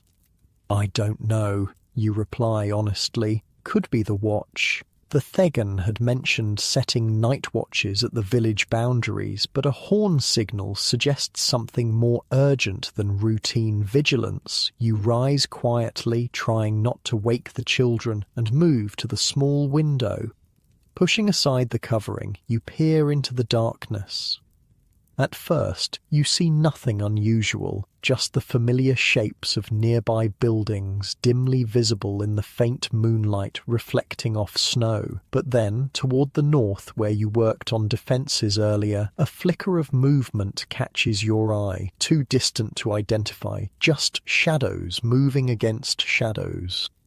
You're debating whether to investigate when another sound reaches you, the village alarm bell, normally used to announce meetings or celebrations, now ringing with urgent purpose. Its clanging shatters the night silence, instantly waking everyone in your house and likely the entire settlement. "Get up," you tell your family, already reaching for your warmest clothes. "Quickly now." Your wife is immediately in motion, helping the younger children dress while gathering essential items, a small bag of food, a water skin, the fire-starting kit, a precious knife. Your son grabs his own cloak and reaches for the smaller hunting spear. "What's happening?" your eldest daughter asks, her voice steady despite the fear visible on her face. "I don't know yet," you answer truthfully, "but we prepare for the worst and hope for better." Outside, voices can be heard now, men shouting, the Theng's deeper tones carrying over the din. The bell continues its frantic pealing. "Stay here," you tell your family. "Bar the door behind me. I'll return when I know more." Your wife nods, her face a mask of controlled fear. "Be careful," is all she says. The cold hits you like a physical blow as you step outside. The night air burns your lungs as you move quickly toward the commotion at the village edge. Other men emerge from houses along the way, some barely dressed against the cold, all carrying whatever weapons they possess. At the northern edge where you worked earlier, a crowd has gathered. Torches illuminate the scene in flickering orange light, casting long shadows across the snow. The Then stands with his huskarl, both fully armed now, addressing the assembled villagers. "Spotted, approaching from the north," the Thegn is saying as you join the group. "At least 20 men on foot, moving fast through the forest." Danes? Someone asks, the word carrying all the terror that generations of coastal raids have embedded in your people. Who else travels armed at night in winter? The Huskarl responds grimly. They've found our weak point and seek to exploit it before we're fully prepared. Murmurs ripple through the crowd. Fear, anger, resignation. 20 armed raiders against a village of farmers and craftsmen is not a fair fight, even with the partial defences you've managed to construct. What do we do, my lord? Cerdic the blacksmith asks, voicing the question on everyone's mind. The Thegan's face is hard in the torchlight. We fight, we protect our homes, our families, our food stores. We make them pay so dearly for each step that they decide easier targets lie elsewhere. It's a brave speech, but you note he doesn't promise victory. In your world, honesty about dire situations is valued over false hope. Those with bows take positions along the wall, the Theng continues, issuing rapid orders. The rest form groups of 5 at each approach path. Women, children, and elders should gather in the church and my hall. Stone and heavy timber will provide better protection than wattle and daub if they break through. Men begin organising themselves according to these instructions, moving with the grim efficiency of those who understand their lives depend on it. You find yourself grouped with 4 others at the northeastern approach to the village, Egbert among them, carrying a woodcutting axe similar to your own. Never thought I'd die fighting Danes in the dead of winter, he mutters as you take positions behind the meagre barricade. Always figured it would be hunger or fever that got me. You don't respond, your attention fixed on the dark forest edge beyond the cleared area around the village. The torches behind you destroy your night vision, making it difficult to see into the darkness, but somewhere out there men are approaching with destruction in mind. A thought of your family sends a stab of worry through you. They should be heading to the Theng's hall for safety, but will they know to go? Did word reach them after you left? I need to make sure my family knows to seek shelter, you tell the men around you. Egbert nods, understanding. Go, be quick. You sprint back through the village, passing women and children already moving toward the hall and church with bundles of possessions. The organised response is impressive. This is not the first time your settlement has faced danger, and established protocols are being followed. When you reach your house, you find your wife already preparing the family to leave. Essential items are bundled in cloths, the youngest child wrapped in an extra blanket, the fire safely extinguished. We heard the instructions, your wife tells you. The Thegan's man came through. Relief washes over you. Good. Go to the hall. Stay together. To your son. Help your mother. Protect your sisters. He nods solemnly, standing straighter with the responsibility. At 9, he's already learning that manhood in your world often comes too early, forced by crisis. And you? Your wife asks, though she knows the answer. I'm assigned to the northeast barricade, you tell her, with Egbert and the others. She nods, accepting this reality without protest. In your world, defending home and family is simply what men do when threats arise. Her role, equally vital, is ensuring the children's survival no matter what happens. May God and the ancestors protect you, she says simply, touching your face in a rare public display of affection. And you respond, committing her features to memory in case it's the last time you see them. Your children gather around for brief farewells, the youngest clinging tightly until your wife gently pulls her away, the eldest trying to be brave but with tears threatening, your son with the forced stoicism of a boy trying to be a man before his time. Go now, you tell them, forcing strength into your voice. Stay together. Do as your mother says. You watch them join the stream of villagers heading toward the hall, your wife carrying the youngest while herding the others. Only when they disappear from sight do you turn back toward your defensive position, hurrying through the now emptying village. Back at the barricade, the situation has developed. Scouts report the approaching force has split into smaller groups, apparently planning to probe multiple points along the village perimeter. They're testing for weakness, the Huskar explains as he moves between positions, checking readiness. Stay alert. Don't chase if they retreat. It may be a trap to draw defenders away from other points. You take your place beside Egbert again, gripping your axe tightly. The waiting is almost worse than fighting. The strain of anticipation, the playing out of terrible possibilities in your mind, the cold seeping into your bones as you stand motionless. Then, from the darkness beyond the torchlight, a sound reaches you, the crunch of footsteps on snow, multiple sets, approaching slowly. Shadows move among the trees, still indistinct but definitely human. They come, Egbert whispers unnecessarily, his knuckles white around his axe handle. You swallow hard, forcing down fear. You've never fought in battle before, few farmers have, but you've butchered animals and defended against wolves. You understand the mechanics of violence, if not its application against other men.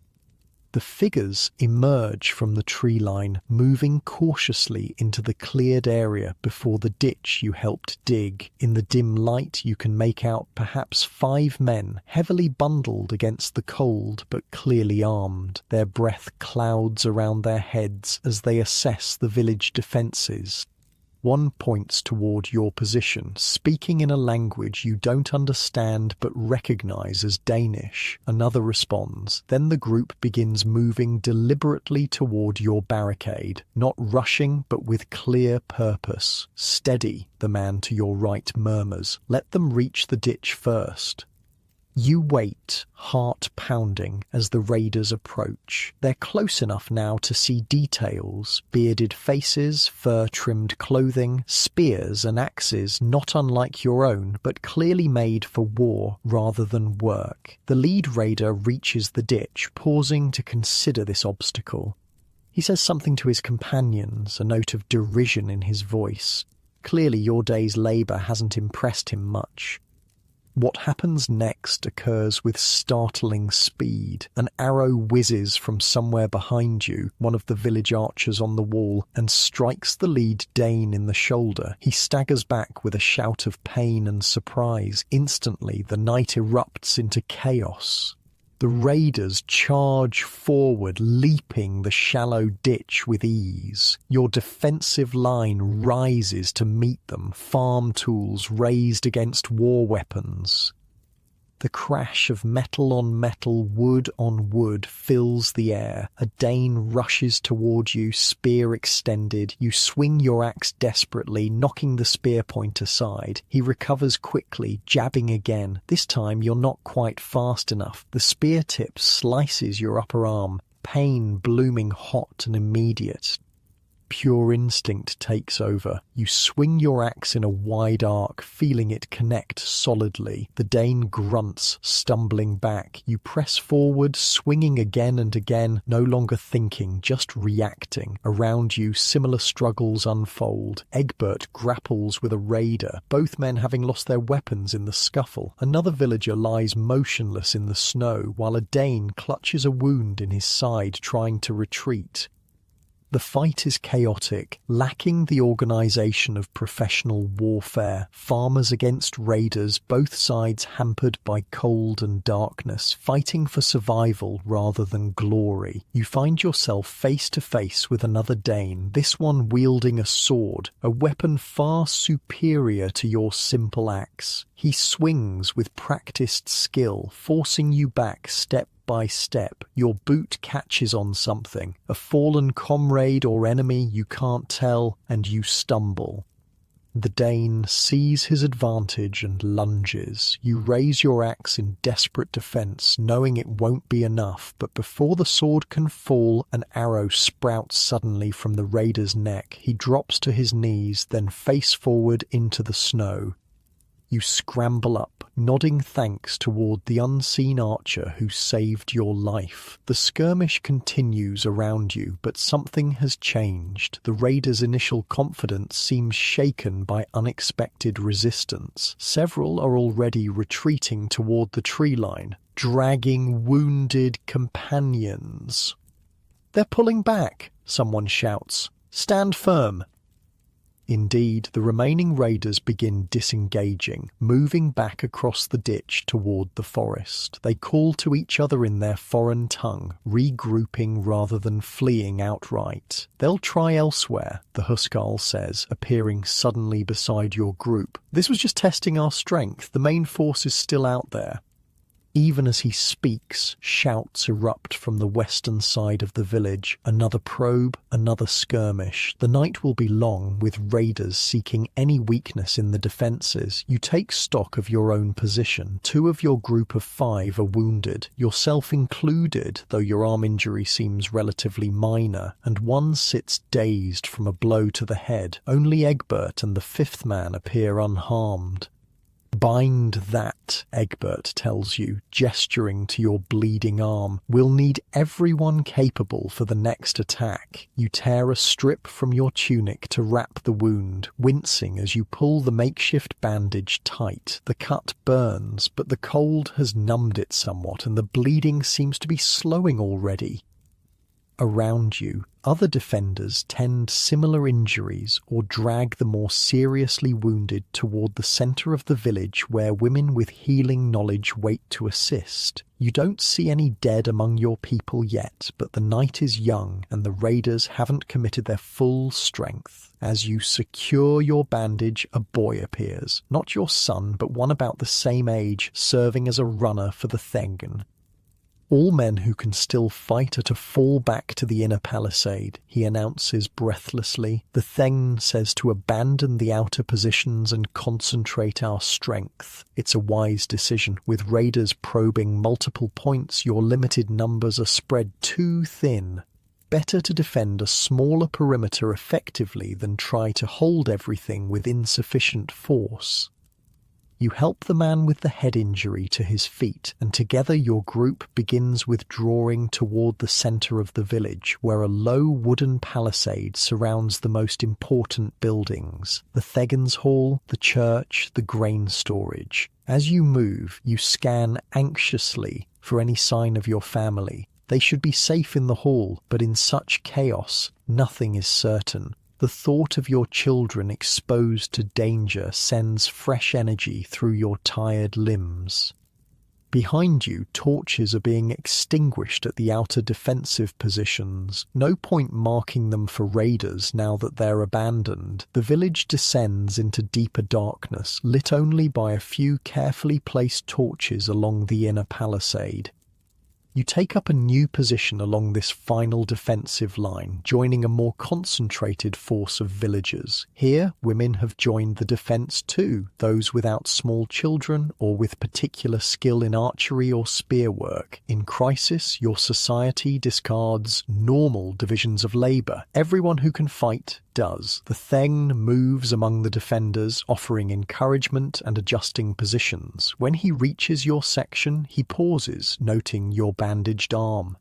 "Oh, still able to swing that axe?" he asks directly. You nod, testing your grip. The wound throbs but doesn't prevent function. "I can fight." "Good. We'll need every able body before dawn." He moves on, continuing his rounds. From beyond the palisade, shouts and occasional clashes indicate the raiders are encountering the now empty outer defences. Soon they'll realise the defenders have withdrawn and press toward the village centre.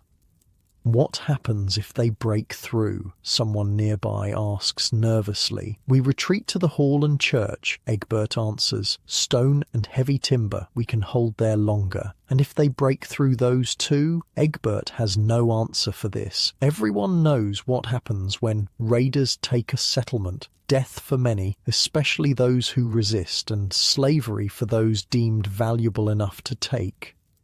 You think of your family sheltered in the hall, of your children facing such a fate, and grip your axe tighter. The pain in your arm recedes, replaced by cold determination. If raiders reach the hall, they'll have to go through you first. Time passes in tense waiting. The sounds of movement beyond the palisade grow closer, then recede, then closer again. The raiders are studying your defenses, looking for weaknesses, perhaps waiting for more of their companions to join them.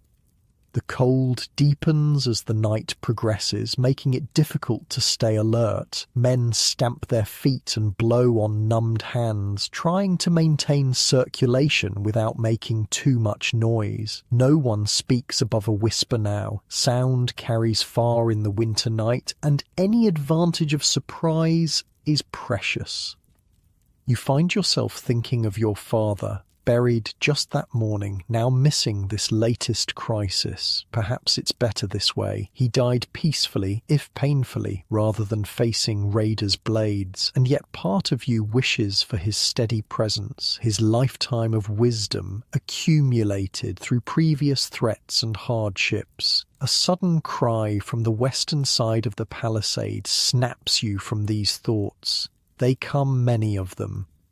All along the defensive line, men and women brace themselves, raising weapons. You peer into the darkness, trying to see the approaching threat. For a moment, there's nothing, just the vast blackness beyond the torchlight. Then they appear, not at one point, but all along the perimeter. Dozens of figures charging from the darkness, far more than the initial probing force. This is the main attack, the full strength of the raiders brought to bear against your final defensive line.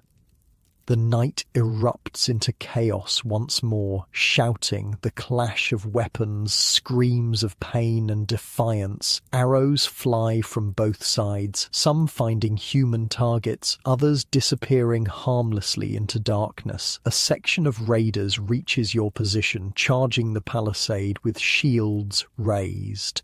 The first wave attempts to climb over, while others attack the wooden barrier itself with axes. You strike at hands, gripping the top of the palisade, hearing a cry of pain as your axe connects. Beside you, Egbert thrusts a spear between the wooden stakes, driving back another attacker. But there are many of them, and they're organized, professional. A portion of the palisade near you begins to crack under concentrated axe blows. If it falls, raiders will pour through the gap. "Brace it," someone shouts. Several defenders rush to push against the weakening section from the inside, while others continue to strike at raiders attempting to climb over. You're caught between these tasks, uncertain where you're most needed, when a familiar voice cuts through the din. "Father."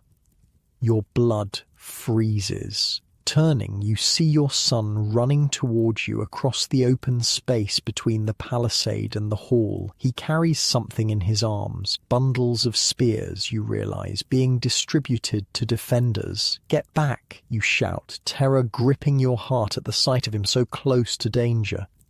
He either doesn't hear or ignores you, continuing his dash toward the defensive line. Just as he nears your position, a section of the palisade gives way with a splintering crash. Raiders immediately begin pouring through the gap. Time seems to slow. You see your son's eyes widen in shock as Danes burst through the barrier. You see raiders register his presence. A small figure, vulnerable, directly in their path. You see a spear raise, aim. You move without conscious thought, abandoning your position, sprinting toward your son. A Dane steps into your path. Your axe swings in a desperate arc, connecting with terrible force. The man falls. You leap over him, still running. Down, you scream at your son. Miraculously, he obeys. dropping flat to the ground as the thrown spear whistles through the space where he stood. You reach him, grabbing his tunic, dragging him up and behind you as you turn to face the raiders now streaming through the broken palisade. Other defenders converge on the breach, fighting desperately to contain it, but more gaps are appearing as the raiders concentrate their attacks. "Run!" you tell your son, pushing him toward the hall. "Now!" This time he obeys, scrambling away as you face the approaching Danes. You know you can't stop them alone, but perhaps you can buy seconds for your son to reach safety. A raider charges you, sword raised. You parry with your axe, the impact sending shock waves up your injured arm. Another appears at his side, then another. You're forced back step by step, fighting defensively now, just trying to survive. Around you, the defense is collapsing. The palisade has been breached in multiple places, and raiders are flooding into the village center. Defenders retreat toward the hall and church in small groups, still fighting but clearly overwhelmed. An arrow strikes the Dane nearest you, giving you a moment's respite. You use it to disengage, turning to run toward the hall where your family shelters. Your arm bleeds freely now, the bandage torn away in combat. Your breath comes in ragged gasps, visible in the cold air.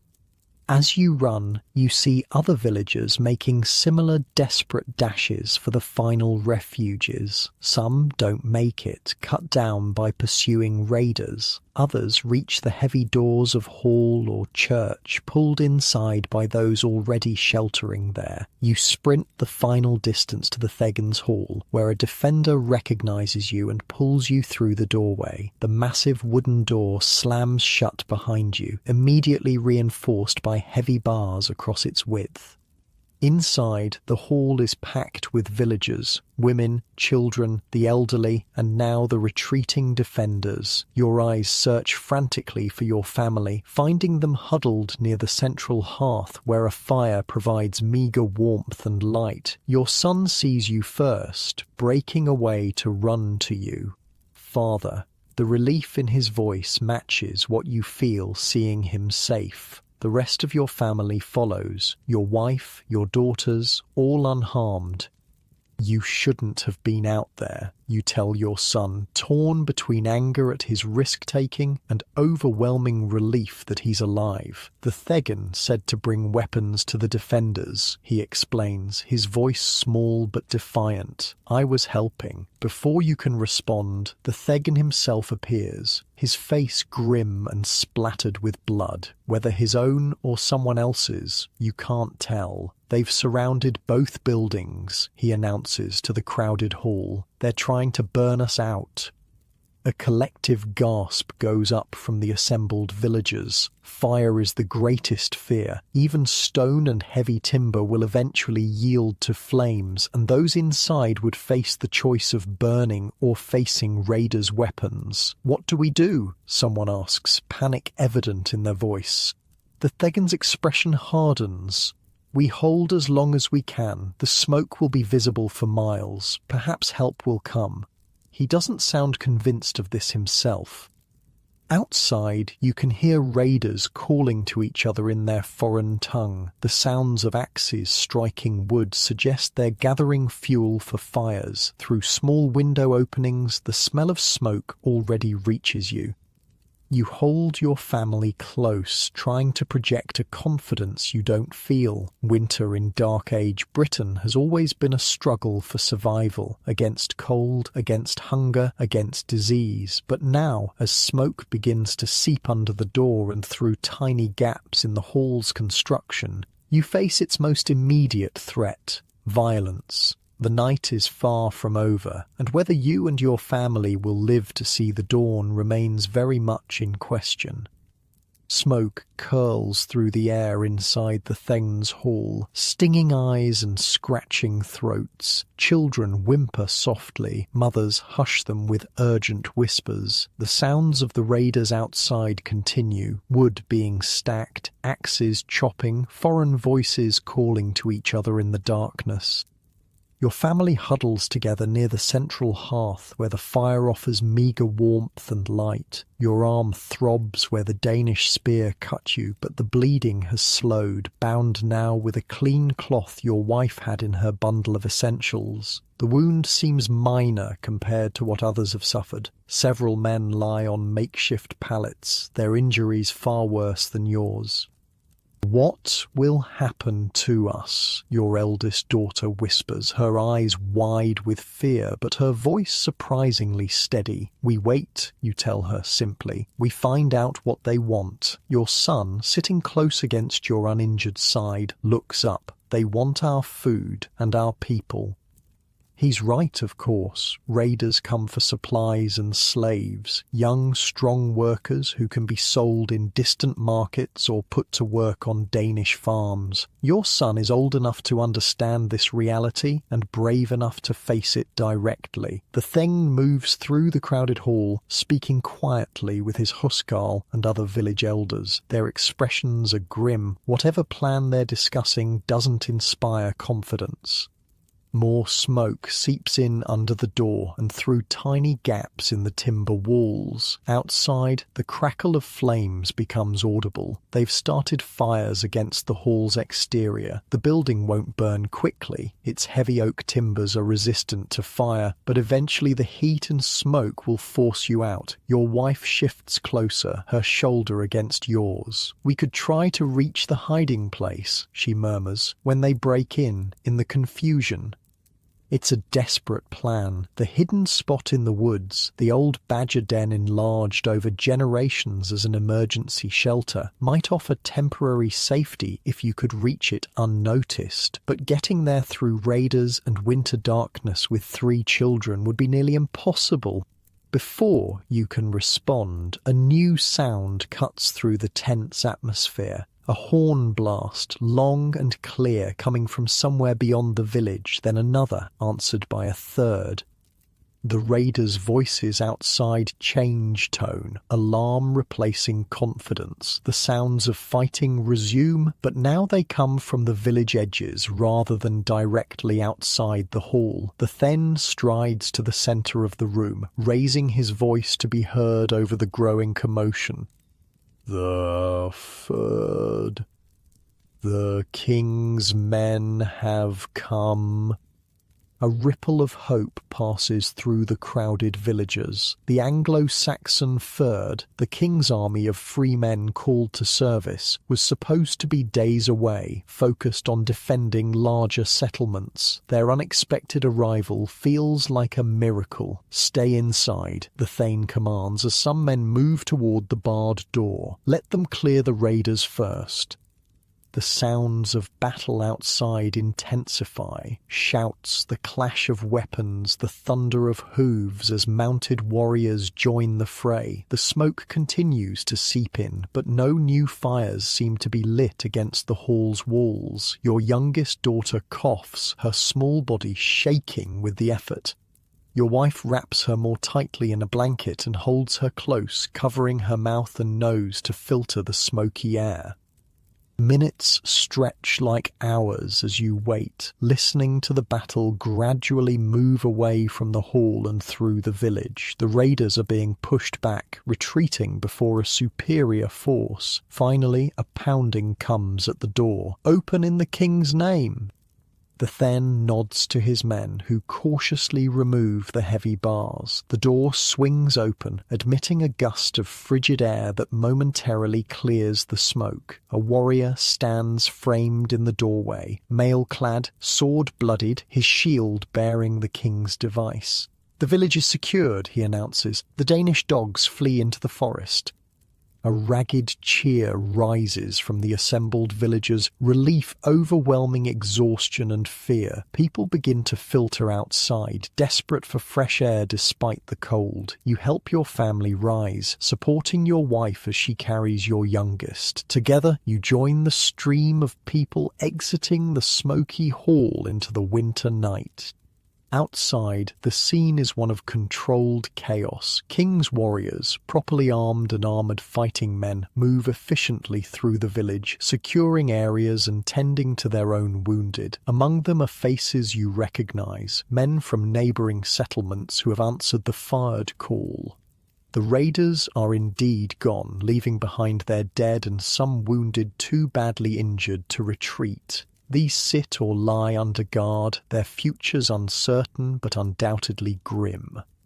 Your family stands huddled together, breath clouding in the cold air, uncertain what to do next. Dawn is still hours away and the night temperature continues to drop. The hall is too smoke-filled to return to immediately, and your own home's safety is unknown. A king's thane approaches your village's lord, clasping arms in greeting. "We rode as soon as we heard," he says. "A shepherd boy saw their approach and ran to bring word. We were already gathered at Wolfhare's estate, preparing to march east." "Your timing was perfect," your thane responds, genuine gratitude in his voice. "Another hour and they'd have smoked us out." The king's thane nods grimly. They've been hitting small settlements all along the northern border. This is the farthest south they've come. He surveys the village. "Your people fought well. The raiders didn't expect such resistance from farmers." This small praise brings a measure of pride. Your community did stand against professionals, holding long enough for help to arrive. Not a victory exactly, but not a complete defeat either. The immediate crisis past, attention turns to the wounded and to securing the village against any possible return of raiders. The king's men will remain until dawn at least, setting proper watches and helping repair what defences they can in the darkness. Your family, like others, must find shelter for what remains of the night. The Thegn's Hall will need hours to clear of smoke, and the church is already overcrowded with wounded. "We should check our house," your son suggests. "See if it's still standing." It's a reasonable suggestion. The raiders focused their attention on the hall and church where people had gathered, likely leaving outlying homes relatively untouched. With the king's men now patrolling moving through the village should be safe enough. "Stay together," you tell your family as you begin the walk home. The village looks different in the aftermath of battle. Torches illuminate bodies lying in snow turned muddy by many feet, broken weapons, damaged structures. The pristine white landscape of morning is now scarred and sullied, marking the violent intrusion into your winter world. As you approach your home, relief washes over you. It appears intact, no signs of burning or forced entry. Inside, it's exactly as you left it hours earlier, though bitterly cold with the fire long extinguished. Your wife immediately moves to relight it, using the precious fire kit to ignite kindling prepared before the alarm sounded. Your eldest daughter helps her younger siblings remove snow-dampened outer garments while you check the house's security, door, window coverings, the small storage area where your remaining food is kept. Everything seems untouched. You report, returning to the main room where the fire is catching, small flames beginning to push back the darkness. "We were lucky," your wife says quietly, feeding the growing fire with careful precision. Enough fuel to generate needed warmth, but not wasteful. Even after facing raiders, the winter's greater threat of fuel scarcity remains foremost in her mind. As the house slowly warms, your family settles into a semblance of normal routine. Your wife heats water to clean your wound properly. Your children unroll sleeping blankets near the fire. The familiar actions are comforting after the chaos of battle and flight. A knock at the door brings instant tension, the memory of danger still too fresh. You approach cautiously, axe in hand. "Who's there?" "Osric, the Thegn's man," comes the reply. "Checking all households." You open the door to find a young man from the village, one of the Theng's household servants now acting as messenger. The Theng asks all to gather at the hall at first light, he says. The king's men bring news we should all hear. You thank him for the message, and he continues to the next house, trudging through snow now trampled and blood-spattered. What news do you think they bring? Your son asks, once the door is closed and barred again. Whether the raiders have truly gone, you speculate, whether more might come. These are the practical concerns uppermost in everyone's mind after such an attack. Your family eventually settles for sleep, though rest comes fitfully after the night's events. You take turns keeping watch. An unnecessary precaution with King's warriors patrolling outside, but the habit of vigilance isn't easily abandoned. Morning arrives with grey light filtering through the window covering. Your home has never felt more precious than it does now. A small shelter, humble by any standard, but yours and still standing when it might easily have been burned.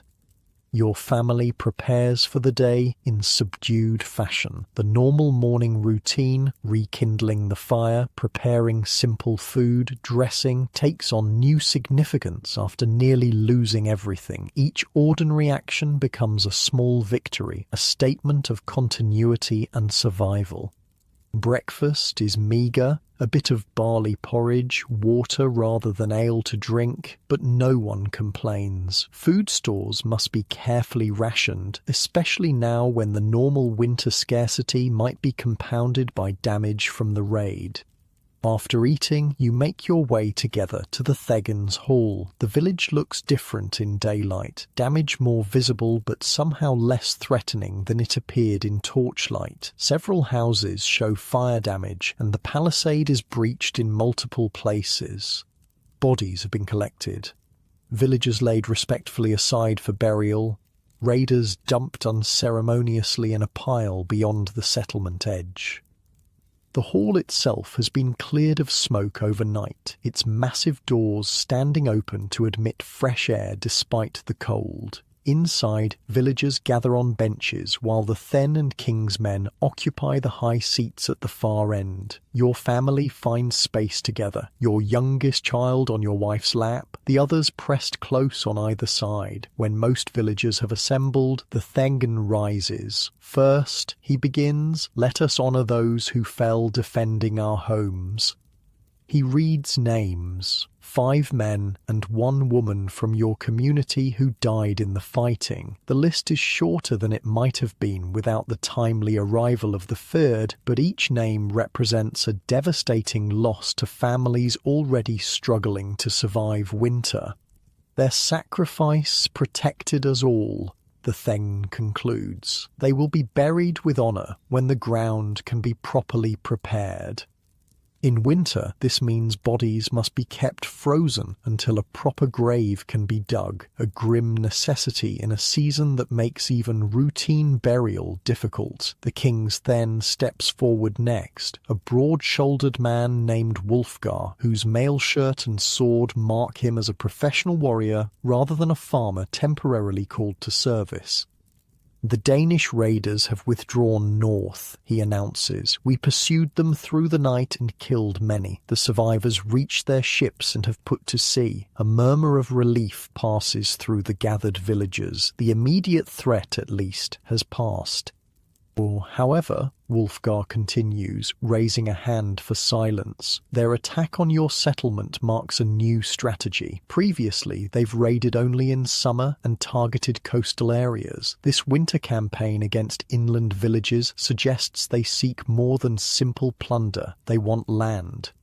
This news brings a different kind of fear. Summer raids, while terrifying, are temporary. The Danes take what they can carry and disappear across the sea, but settlement means permanent displacement, a contest for territory itself. The king has ordered increased patrols along all northern approaches, Wulfgar assures the anxious crowd. My men and I will remain in this area for several days, and other thirds are being raised to protect neighbouring regions. It's welcome news, but everyone understands the limits of such protection. The king's resources are stretched thin, especially in winter when travel is difficult and supplying warriors becomes challenging. Eventually, most communities must rely on their own defences. "What of our food stores?" someone asks from the crowd. "We've barely enough to last until spring as it is."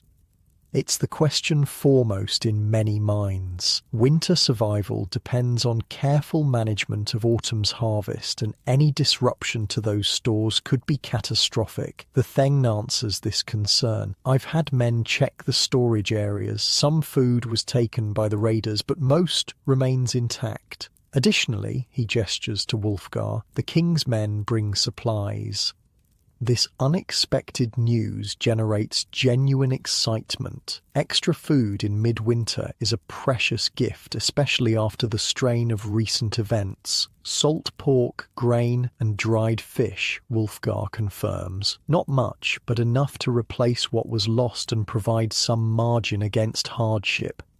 The meeting continues with practical matters, organising repairs to damaged structures, redistributing resources to those whose homes were burned, arranging proper burial for the dead when conditions allow. Throughout, there's a sense of community solidarity strengthened by shared danger and survival. When the formal gathering ends, people break into smaller groups, sharing experiences of the raid and offering mutual support. Your family remains together, listening to neighbours' stories while waiting to hear what work assignments will be given for the day. The Thegan approaches your group directly. "Leofwine," he addresses you. "Your arm, how bad?" You flex the injured limb carefully. Your wife cleaned and rebandaged the wound properly this morning, and while painful, it doesn't appear to be serious. "I can work," you assure him. He nods, satisfied. "Good. We need men to repair the western section of Palisade first. It's the most damaged and the most exposed." It's sensible to prioritise defences, even though the immediate danger has passed. No one believes this will be the last raid, whether it comes in the remaining winter months or with the spring thaw. "I'll join the work party," you agree. To your son, "You stay with your mother and sisters today, help at home." He looks disappointed but doesn't argue. After his adventure during the raid, delivering weapons to defenders and nearly being killed for his efforts, he's perhaps understood the difference between heroic imagination and dangerous reality. The day unfolds in a blur of necessary work. While you join other able-bodied men in repairing defensive structures, your wife and children return home to continue the interrupted process of winter survival, preserving the remaining pig meat, checking stored vegetables for frost damage, keeping the fire maintained at optimal efficiency. The king's men assist with repairs, their trained strength and martial skills surprisingly adaptable to peacetime construction. They work alongside villagers, sharing techniques learned from fortifying other settlements against similar threats. During a brief midday break, Wulfgar himself joins your work group, accepting a modest portion of bread and salt pork with thanks. He's curious about your community, asking questions about local resources, typical weather patterns, and defensive capabilities. "Your village fought well," he comments between bites. "Better than some larger settlements with more men." "We had little choice," you respond simply. "Everything we have was behind us." He nods, understanding. That's often the difference. Men defending their homes fight harder than those who can flee. He studies the palisade repairs. "These stakes, they're set at an outward angle?" "Yes," you explain. "Makes them harder to climb over. An old technique my father taught me." "Your father was a warrior." You shake your head. "A farmer, but he remembered the raids from his youth. Some lessons stay with you." Wulfgar seems impressed by this practical wisdom passed through generations. It's a reminder that while professional warriors like him possess formal training, farming communities hold their own kind of knowledge, survival skills honed through centuries of hardship and threat. Work continues until fading light makes it impractical. The palisade repairs aren't complete but have progressed enough to provide basic security. The remaining tasks will continue tomorrow. You return home weary, your injured arm throbbing from the day's labour. The house is welcomingly warm after the bitter cold outside. The smell of cooking food, a simple pottage of barley and vegetables with a small amount of precious pork filling the small space. Your family greets you eagerly, each with news of their day. Your wife has traded some of her preserved herbs for 2 extra candles from a neighbour whose home was damaged in the raid and who now stays with relatives. Your eldest daughter helped organise food distribution from the king's supplies, ensuring every household received a fair share. Even the youngest children contributed, gathering scattered firewood within the village boundaries, helping card wool for future spinning. This ordinary domestic scene, family sharing their day's activities around the fire, feels extraordinarily precious after nearly losing everything. The simple fact of being together in your own home, with food cooking and the fire burning, transcends the humble reality of your existence. After eating, your son helps rebandage your wound, his small fingers surprisingly gentle as he applies the herbal poultice your wife prepared. "Does it hurt much?" he asks, genuine concern in his voice. "It's healing," you tell him, which isn't quite an answer but satisfies him nonetheless. Evening deepens around your family's quiet activities. Your wife spins wool using a simple drop spindle, the repetitive motion almost hypnotic in the firelight. Your daughter sort dried herbs into small bundles for storage. Your son practices knot tying, a useful skill for everything from fishing to construction. There's little talk of the raid now, as if speaking of danger might somehow invite its return. Instead, conversation